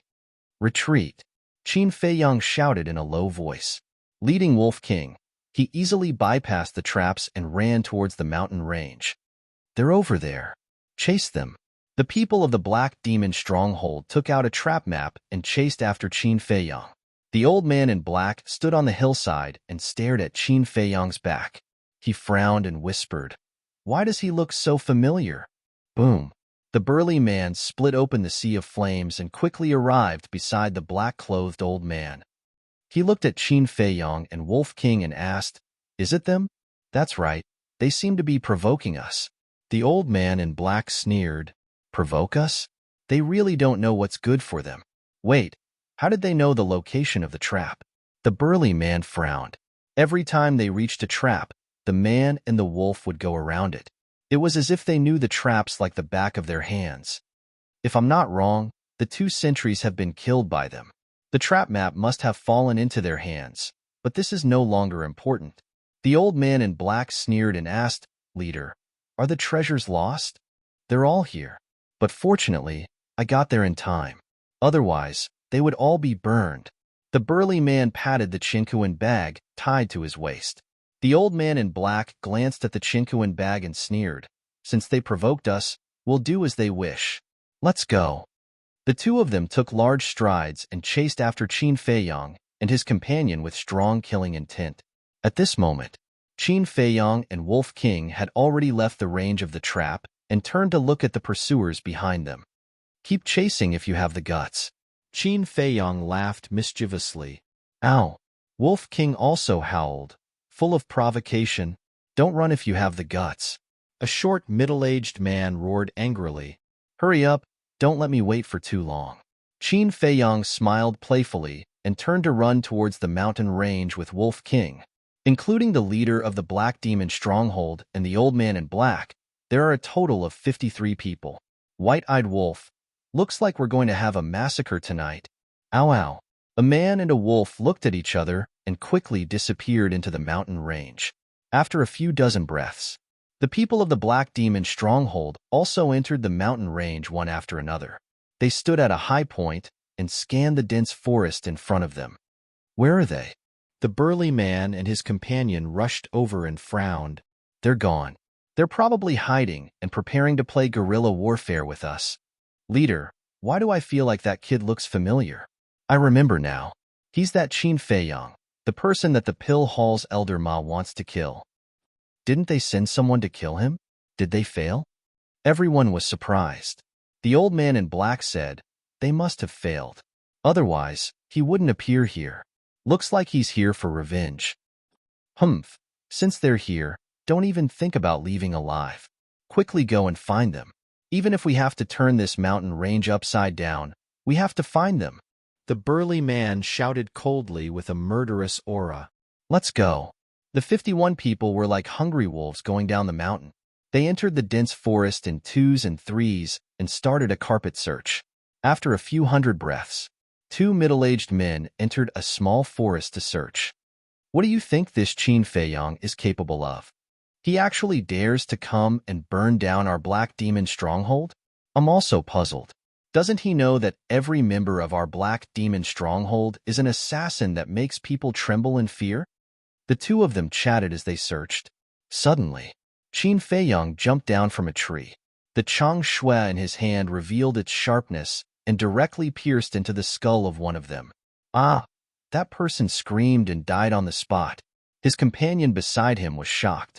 He turned his head and saw Qin Feiyang smiling at him. Qin Feiyang is here.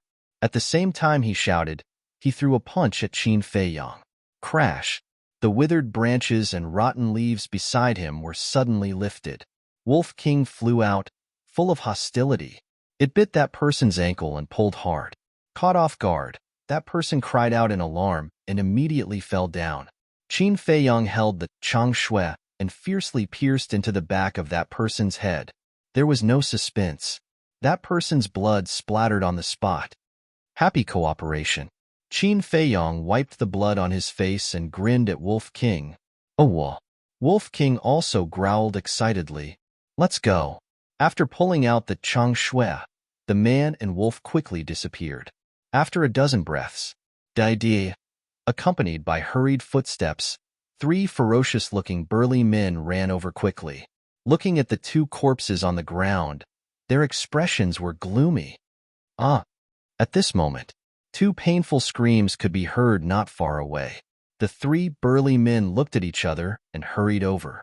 There were 2 more corpses on the ground. As for Qin Feiyang and Wolf King, they were nowhere to be seen. They are all 7-star and 8-star martial artists. Elder Ma said that Qin Feiyang is just a good-for-nothing who can't cultivate. That white wolf's ability is only equivalent to a 6-star martial artist. How did they do it? Look, there is a neat wound on their head and chest. It seems to be caused by a dagger. It seems that Qin Feiyang has a very frightening weapon in his hands. The 3 burly men scanned the surroundings. There was a gleam in their eyes. That was greed. However, they did not notice that the withered leaves under the 2 corpses were moving. A hand holding a dagger suddenly stretched out from the withered leaves and cut the tendons of the 3 men at lightning speed. Bang, bang, bang.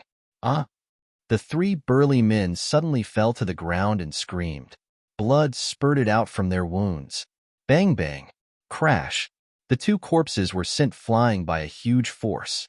Qin Feiyang and Wolf King leaped out from the withered leaves below and pounced on the 3 men. Wolf King bit one man's throat. Qin Feiyang also cut another man's throat in an instant. Spare my life, the 3rd man begged. His soul was leaving his body.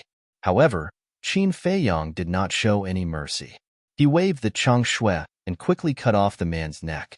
You still have the idea of using the Chang Shui. How foolish. Qin Feiyang sneered and quickly left with Wolf King to look for the next prey.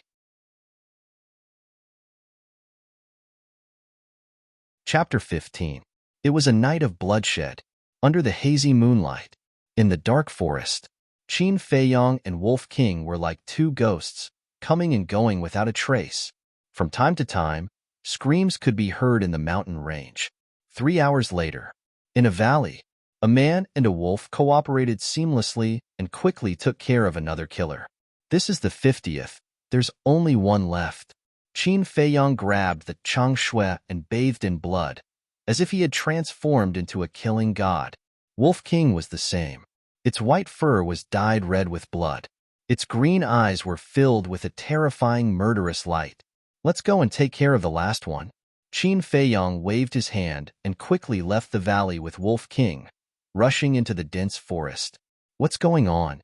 Why are all the people screaming from my black demon stronghold?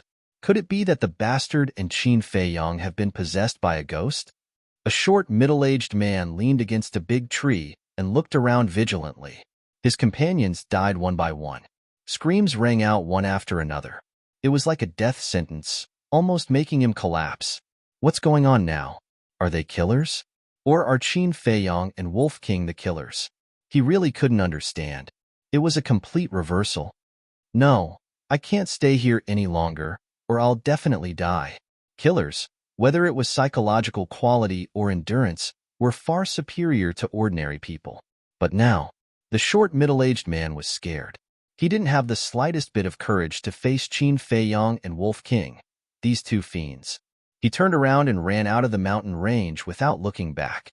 But when he ran in front of a horizontal ditch, Qin Fei Yang and Wolf King pounced and directly stabbed the Chang Shui into his heart.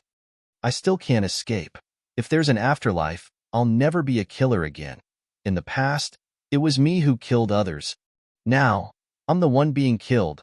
This is retribution. The short, middle-aged man muttered a few words. With a bang, he fell to the ground and died with regret. It's too late for you to realize it now, Qin Fei Yang muttered. He raised his head and sneered. It's time to take care of those two leaders. White-eyed Wolf, it won't be easy to deal with them. We must be careful. Wolf King nodded with a ferocious look in his eyes. Qin Fei Yang raised his head and looked at the horizon. He led Wolf King into the forest to look for the two people. The sky was already starting to turn white. The Black Demon Stronghold Chief and the black-clothed old man were both martial masters. The only advantage Qin Fei Yang and Wolf King had was the night. If he couldn't get rid of the two of them before daybreak, he could only give up. In less than an hour, Qin Fei Yang found the Black Demon Stronghold's chief and his companion. He and Wolf King hid behind a big tree. They looked ahead with a trace of doubt in their eyes. 100 meters away, there was a barren hill about 50 to 60 meters high. The Black Demon Stronghold Chief and the black-clothed old man were standing side by side on the hill. They were extremely eye-catching. Woo-woo. Wolf King growled at Qin Fei Yang as if asking, when are we going to make a move? There's a problem. Let's wait a little longer. Qin Fei Yang whispered. On the hill, the black-clothed old man scanned the forest below and frowned. Chief, aren't we a little too eye-catching standing here? The Black Demon Stronghold Chief said, this is the effect I want. The black-clothed old man pondered carefully and came to a realization. He smiled and said, Chief is wise. The view here is wide. As long as we stand here, Qin Fei Yang and that beast won't be able to sneak attack us even if they discover us. That's right. If they don't appear, they won't have anywhere to hide when the sun rises. At that time, we'll have the final say in killing them. The Black Demon Stronghold Chief sneered. Sigh. It's a pity that those people are probably all dead. The black-clothed old man sighed.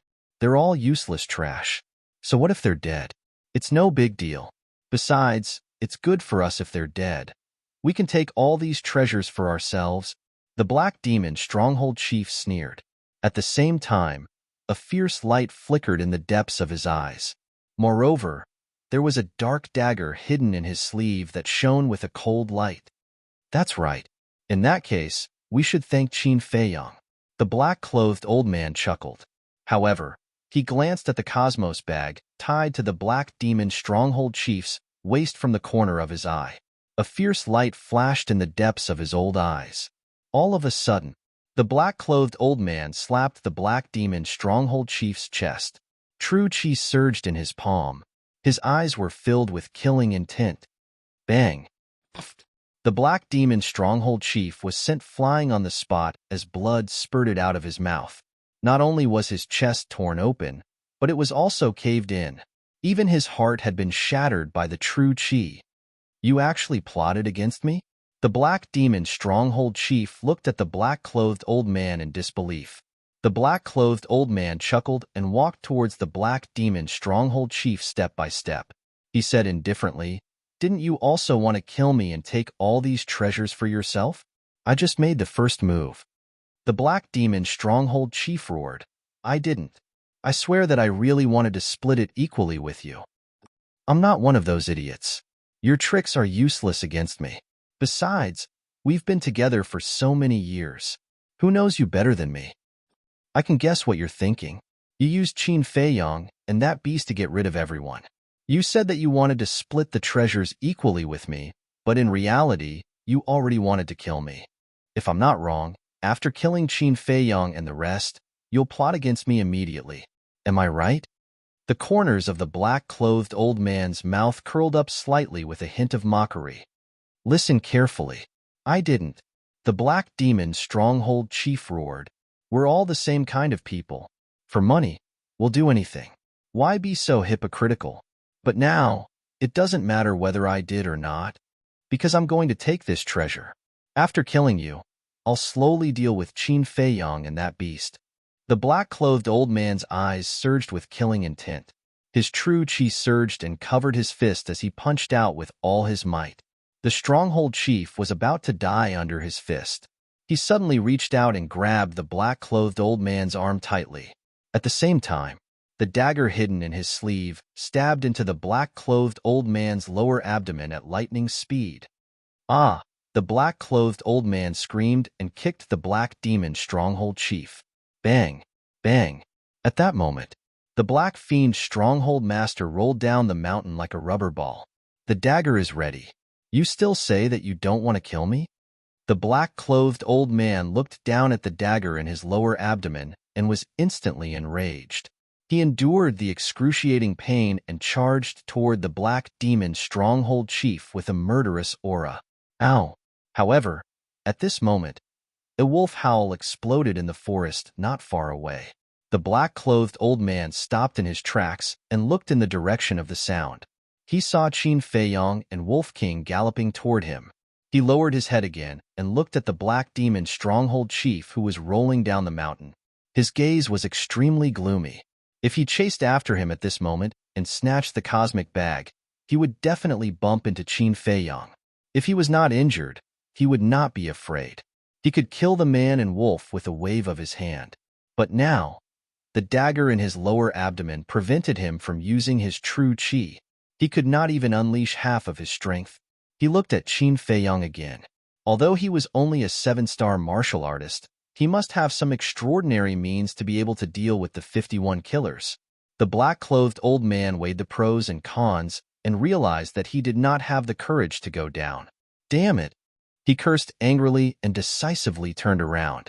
He went down the mountain from the other side and quickly fled into the forest, disappearing. Although he desired the treasures in the cosmic bag, he cared more about his own life. Bam! The black demon stronghold chief rolled to the side of a large rock. His life fluctuations were quickly dissipating. After Qin Fei Yang ran here, he said to Wolf King, "Quickly go up and see if that old dog has escaped far away." Wolf King nodded and immediately ran up the mountain. Qin Fei Yang retracted his gaze and looked down at the black demon stronghold chief. "I was just thinking if I should give up on killing you. I didn't expect such a good show to happen. Haven't you heard of the saying that when the sandpiper and the clam fight, the fisherman benefits?" He pulled down the cosmic bag and weighed it in his hand. He grinned and said, "Thank you, Chief." Then he got up and walked up the mountain. But the black demon stronghold chief suddenly reached out and grabbed his ankle. Qin Fei Yang looked back and frowned. "Do you want me to give you a quick death?" "Qin Fei Yang, please do me a favor." The black demon stronghold chief begged intermittently. "Not interested." Qin Fei Yang said indifferently, "I am a dying man. Please do me a favor, okay?" The black demon stronghold chief looked at him pleadingly. Qin Fei Yang raised his eyebrows and said, "What favor?" "There is a jade pendant on my neck. Please help me send it to the martial arts hall. You must personally hand it to a person called Chao Lang. When he sees the jade pendant, he will know that I was not killed by you." The chief of the black demon stronghold used over 20 breaths to finish such a short sentence. After finishing, he fell to the ground and died. Martial arts hall? Qin Fei Yang frowned. Wasn't this person an assassin? How could he be related to the martial arts hall? Who was this Chao Lang? At this time, Wolf King ran down the mountain and shook his head at Qin Fei Yang. "He is seriously injured and can't run far. Bury him first." Qin Fei Yang turned around and walked a few steps, punching the ground with all his strength. Boom! Dust and smoke immediately rose from this place, and a 2-meter deep crater was revealed. Then, Qin Fei Yang came to the black demon stronghold chief's side and pulled open his clothes. There was really a jade pendant hanging on his neck.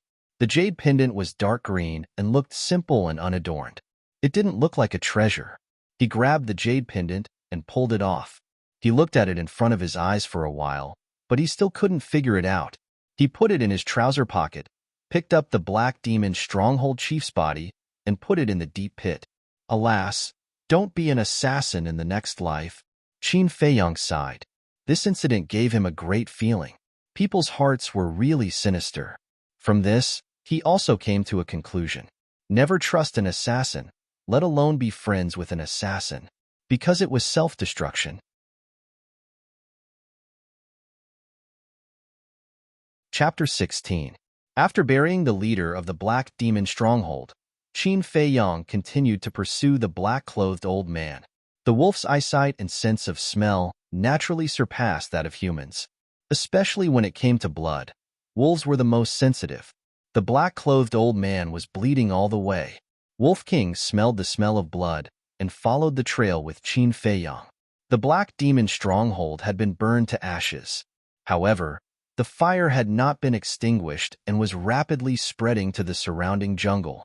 The area within a radius of 500 meters had turned into a sea of fire, illuminating half of the sky. All the traps had been burned to ashes in the raging fire. The black-clothed old man fled into this area, because this place was filled with pungent smoke and scorching heat. Not only could it quickly evaporate blood, but it could also disturb Wolf King's sense of smell. Soon, a man and a wolf also chased to this area. Qin Feiyang stood on a hillside, glancing at the sea of fire in front of him, and asked, "He went in?" Wolf King nodded. "This old thing is really smart." Qin Feiyang frowned. In this way, it would be difficult for Wolf King to continue tracking with his sense of smell. Woo-woo. Wolf King ran down the hillside, turned around and growled at Qin Feiyang a few times, meaning to let Qin Feiyang follow him. Qin Feiyang ran down and carefully entered the sea of fire under the lead of Wolf King. A terrifying heat wave swept over. In an instant, a man and a wolf were sweating profusely. Wolf King sniffed carefully and slowly moved forward. Half an hour later, the two walked out of the sea of fire and a river came into sight. This was the river that they had passed through when they came here. The black-clothed old man was also on the verge of death, sitting paralyzed beside the stone tablet, his face deathly pale. The dagger in his lower abdomen had been pulled out, but it was still bleeding. He also noticed Qin Feiyang and Wolf King, but he did not continue to escape, as if he was powerless to escape. Qin Feiyang and Wolf King smiled at each other and walked towards the black-clothed old man. The black-clothed old man looked at them and frowned. "I've already left. Why are you still chasing me?" Qin Feiyang said, "Because you are a killer of the Hayamo stronghold. Only by killing you can I feel at ease." The black-clothed old man said, "You saw the situation back then. As long as you let me go now, I guarantee that I'll leave Iron Town forever and never appear before you again. You're too dangerous. I don't believe your words." Qin Feiyang shook his head. Killing intent flashed in his eyes as he grabbed Chang Shui and rushed towards the black-clothed old man. Wolf King also leaped up, baring his sharp fangs as he pounced forward. "I can't even fool you like this.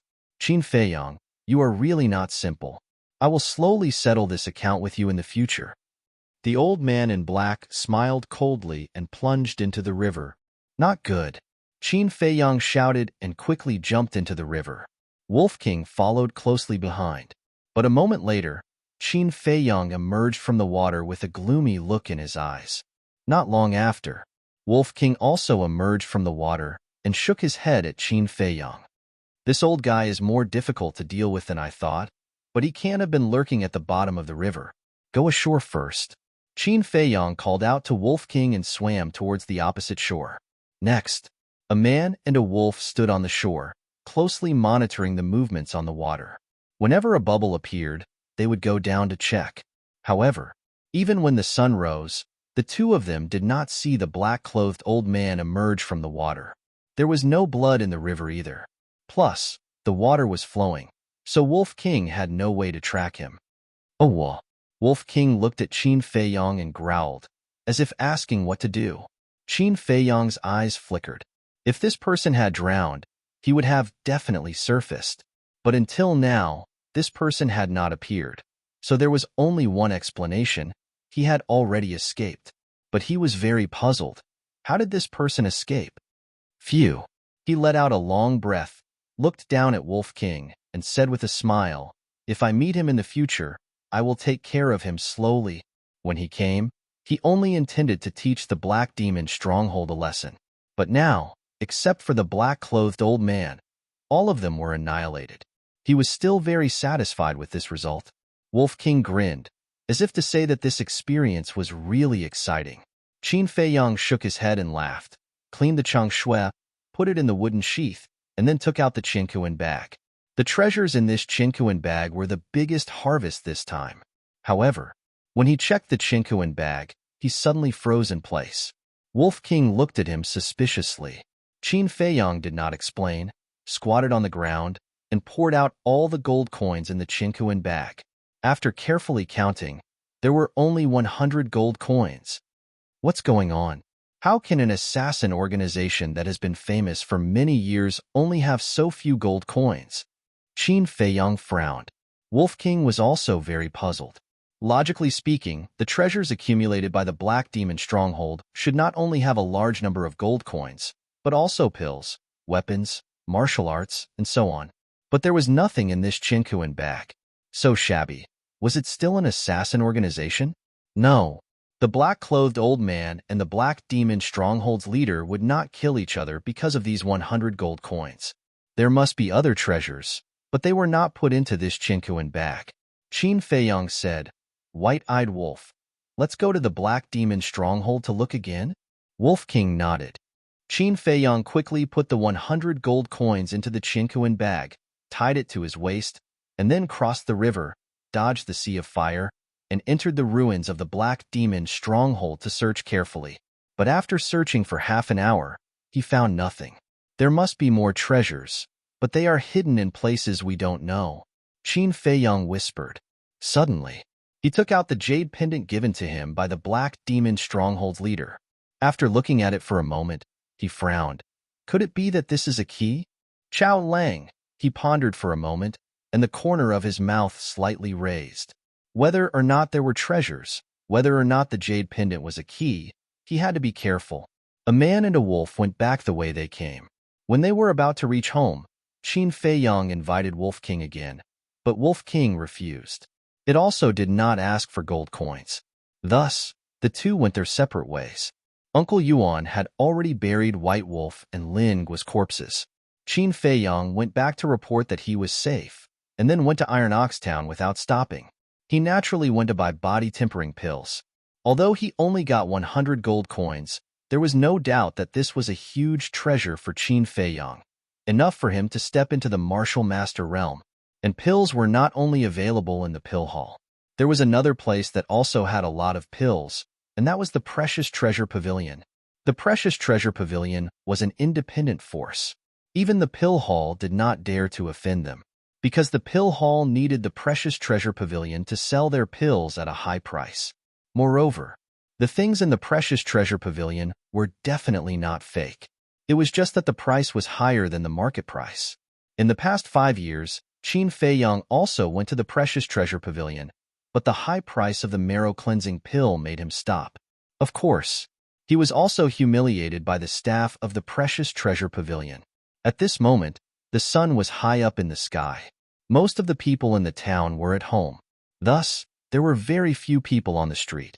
However, when everyone saw Qin Feiyang, they were all astonished. The news of Qin Feiyang rolling down the stone stairs of the pill hall had already spread throughout the Iron Ox Town.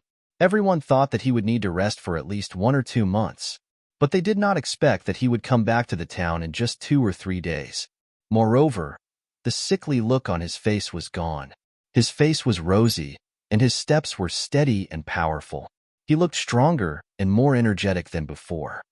Could it be that after that serious injury, his illness has gotten better? Everyone felt strange. But Qin Feiyang's expression was calm, and he did not feel uncomfortable at all. He first went to a clothing store and bought a few sets of clothes.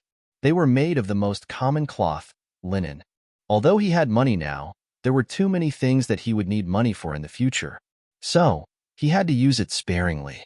Moreover, after 5 years of training, he did not care too much about his appearance, as long as it was clean and tidy. After leaving the store, he went straight to the Precious Treasure Pavilion.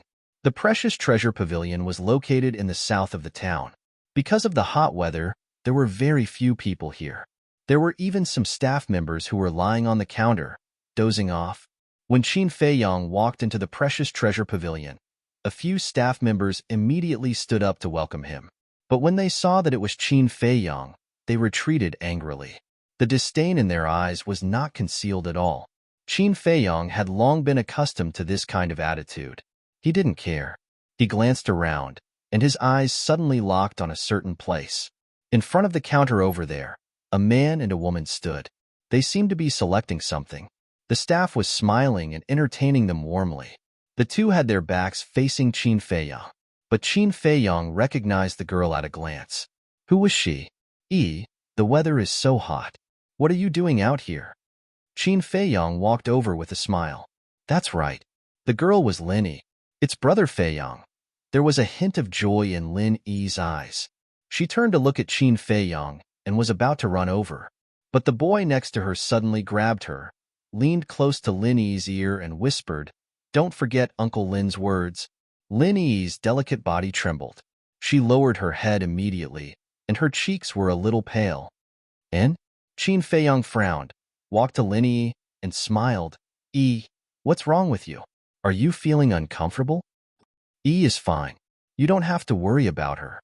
The boy stood in front of and looked at Qin Feiyong disdainfully. Who are you? Qin Feiyong frowned. The boy said, You are not qualified to know who I am. This is not a place where you should be. Get out of here. Qin Feiyong raised his eyebrows. He was about to say something, but at this time, Lin Yi said, Qin Feiyong, you go. From now on, let's not meet again. But when she said this, her eyes were filled with a layer of mist. Qin Feiyong's body stiffened. He found it hard to believe that this girl, who did not hesitate to be scolded by her father to steal medicinal pills for him, would say such words to him at this moment. He looked at the boy and said in a deep voice, Get out of my way. The boy pursed his lips with a hint of sarcasm and said, If I don't let you go, what can you do? Not only did the staff of Treasure Pavilion not come up to persuade, but they all folded their hands, ready to watch a good show.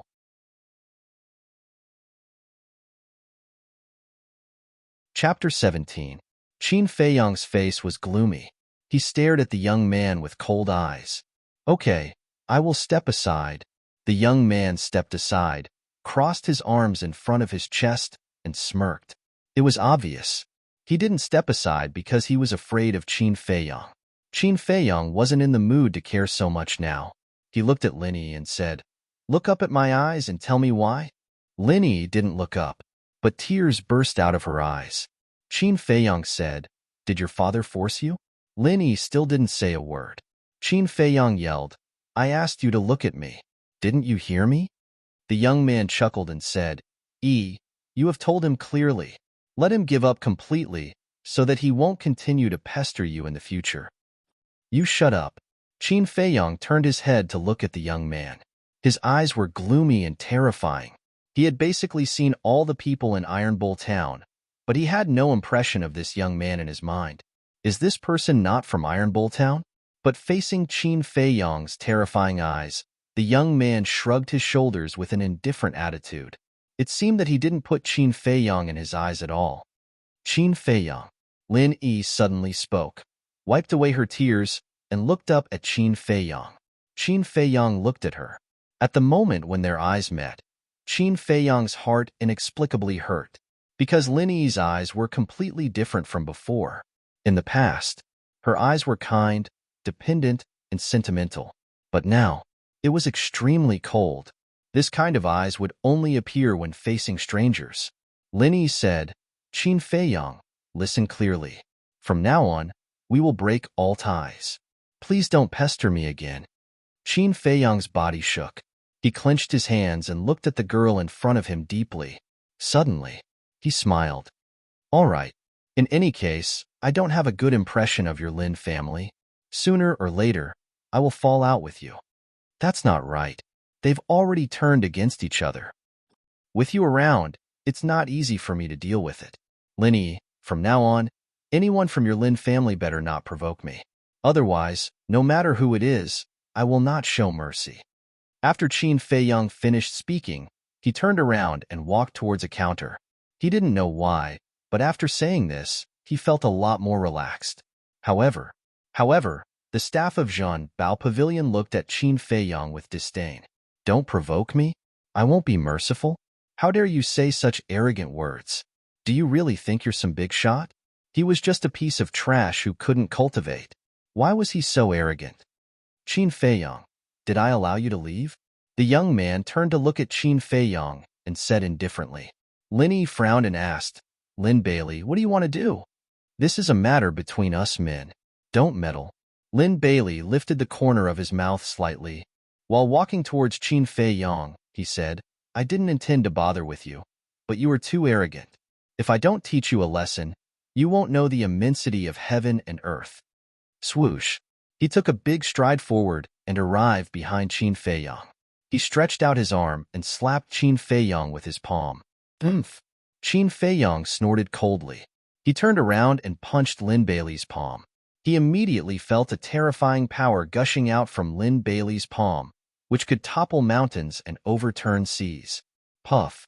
He spat out a mouthful of blood and was shaken back again and again. With a bang, he hit a stone pillar. His face turned pale instantly.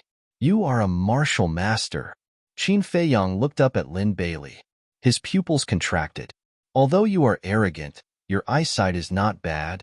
Yes, I am a 3-star martial master. I didn't use my full strength just now, because I don't want to kill you in front of E. I sincerely advise you to keep a low profile in the future. Lin Bailey put down his arm and said with a bright smile on his face. Lin Bailey, 3-star martial master. Qin Feiyong narrowed his eyes slightly. There was no 3-star martial master in the Lin family. Among the younger generation of Iron Ox Town, there was no 3-star martial master. It seemed that this person was not from Iron Ox Town, but this person's surname was Lin. He must have something to do with the Lin family. Lin Bailey glanced at Qin Feiyong, grabbed Lin Yi's hand, turned around, and walked away. But before leaving, Lin Yi looked at Qin Feiyong in surprise. At the same time, the staff of Treasure Pavilion were also stunned. They couldn't believe it.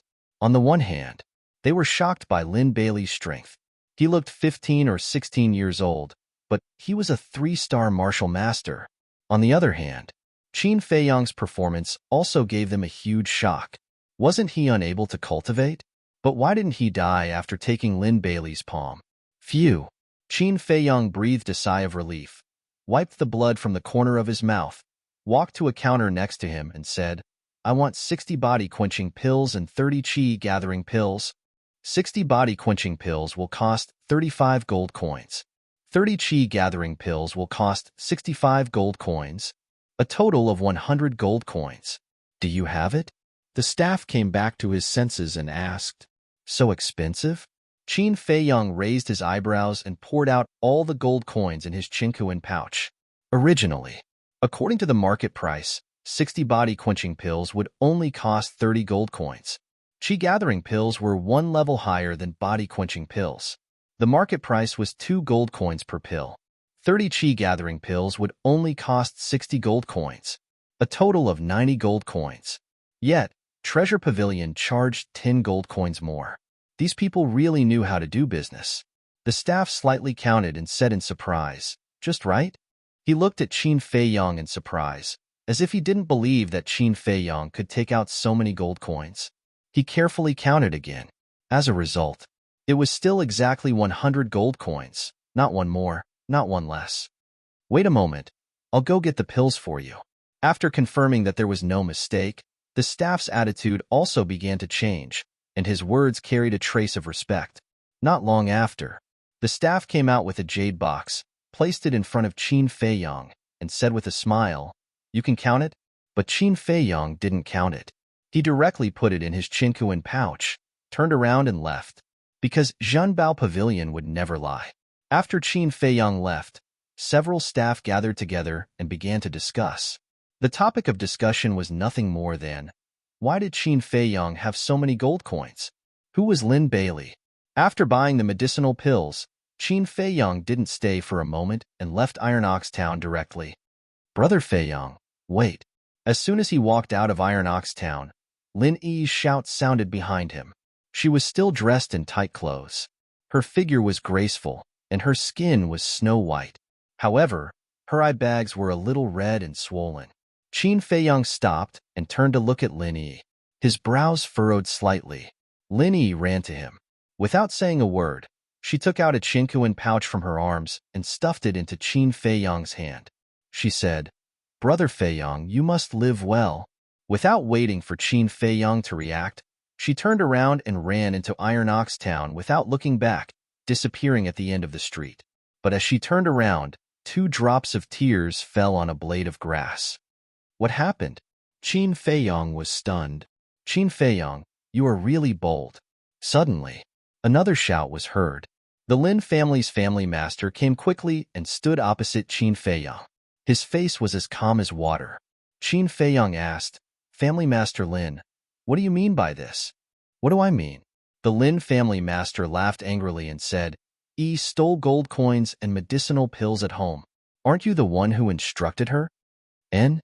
Qin Feiyang frowned. The Lin family master shouted, "Now that you have been caught red-handed, what else do you have to say?" "Caught red-handed?" Qin Feiyang raised his eyebrows and hurriedly checked the chinkuan pouch that Lin Yi stuffed in his hand. He didn't know if he didn't look, but he was shocked when he saw it. There were at least 500 gold coins in the chinkuan pouch. There were also healing pills, bone-replenishing pills, and body-tempering pills. There were dozens of them in total.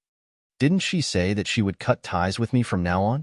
But why is she giving me so many gold coins and medicinal pills now? Qin Feiyang's heart was in a mess. He always felt that there seemed to be something fishy in this. "Why? Are you still reluctant to give it back to me? Qin Feiyang, you really disappoint me. Last time, you said that you never asked Yi for half a copper coin. I believed it and treated you as a man. But I didn't expect you to be so hypocritical." The Lin family master sneered. Qin Feiyang frowned and was about to speak. But the Lin family master changed the thread of discussion and continued. "Now return the chinkuan pouch to me and promise not to pester Yi in the future. I will let bygones be bygones, including the death of Lin Shi and Lin Yi. But if you don't agree, I will tell everyone in the town about this matter and let your reputation be ruined." Qin Feiyang's eyes flickered.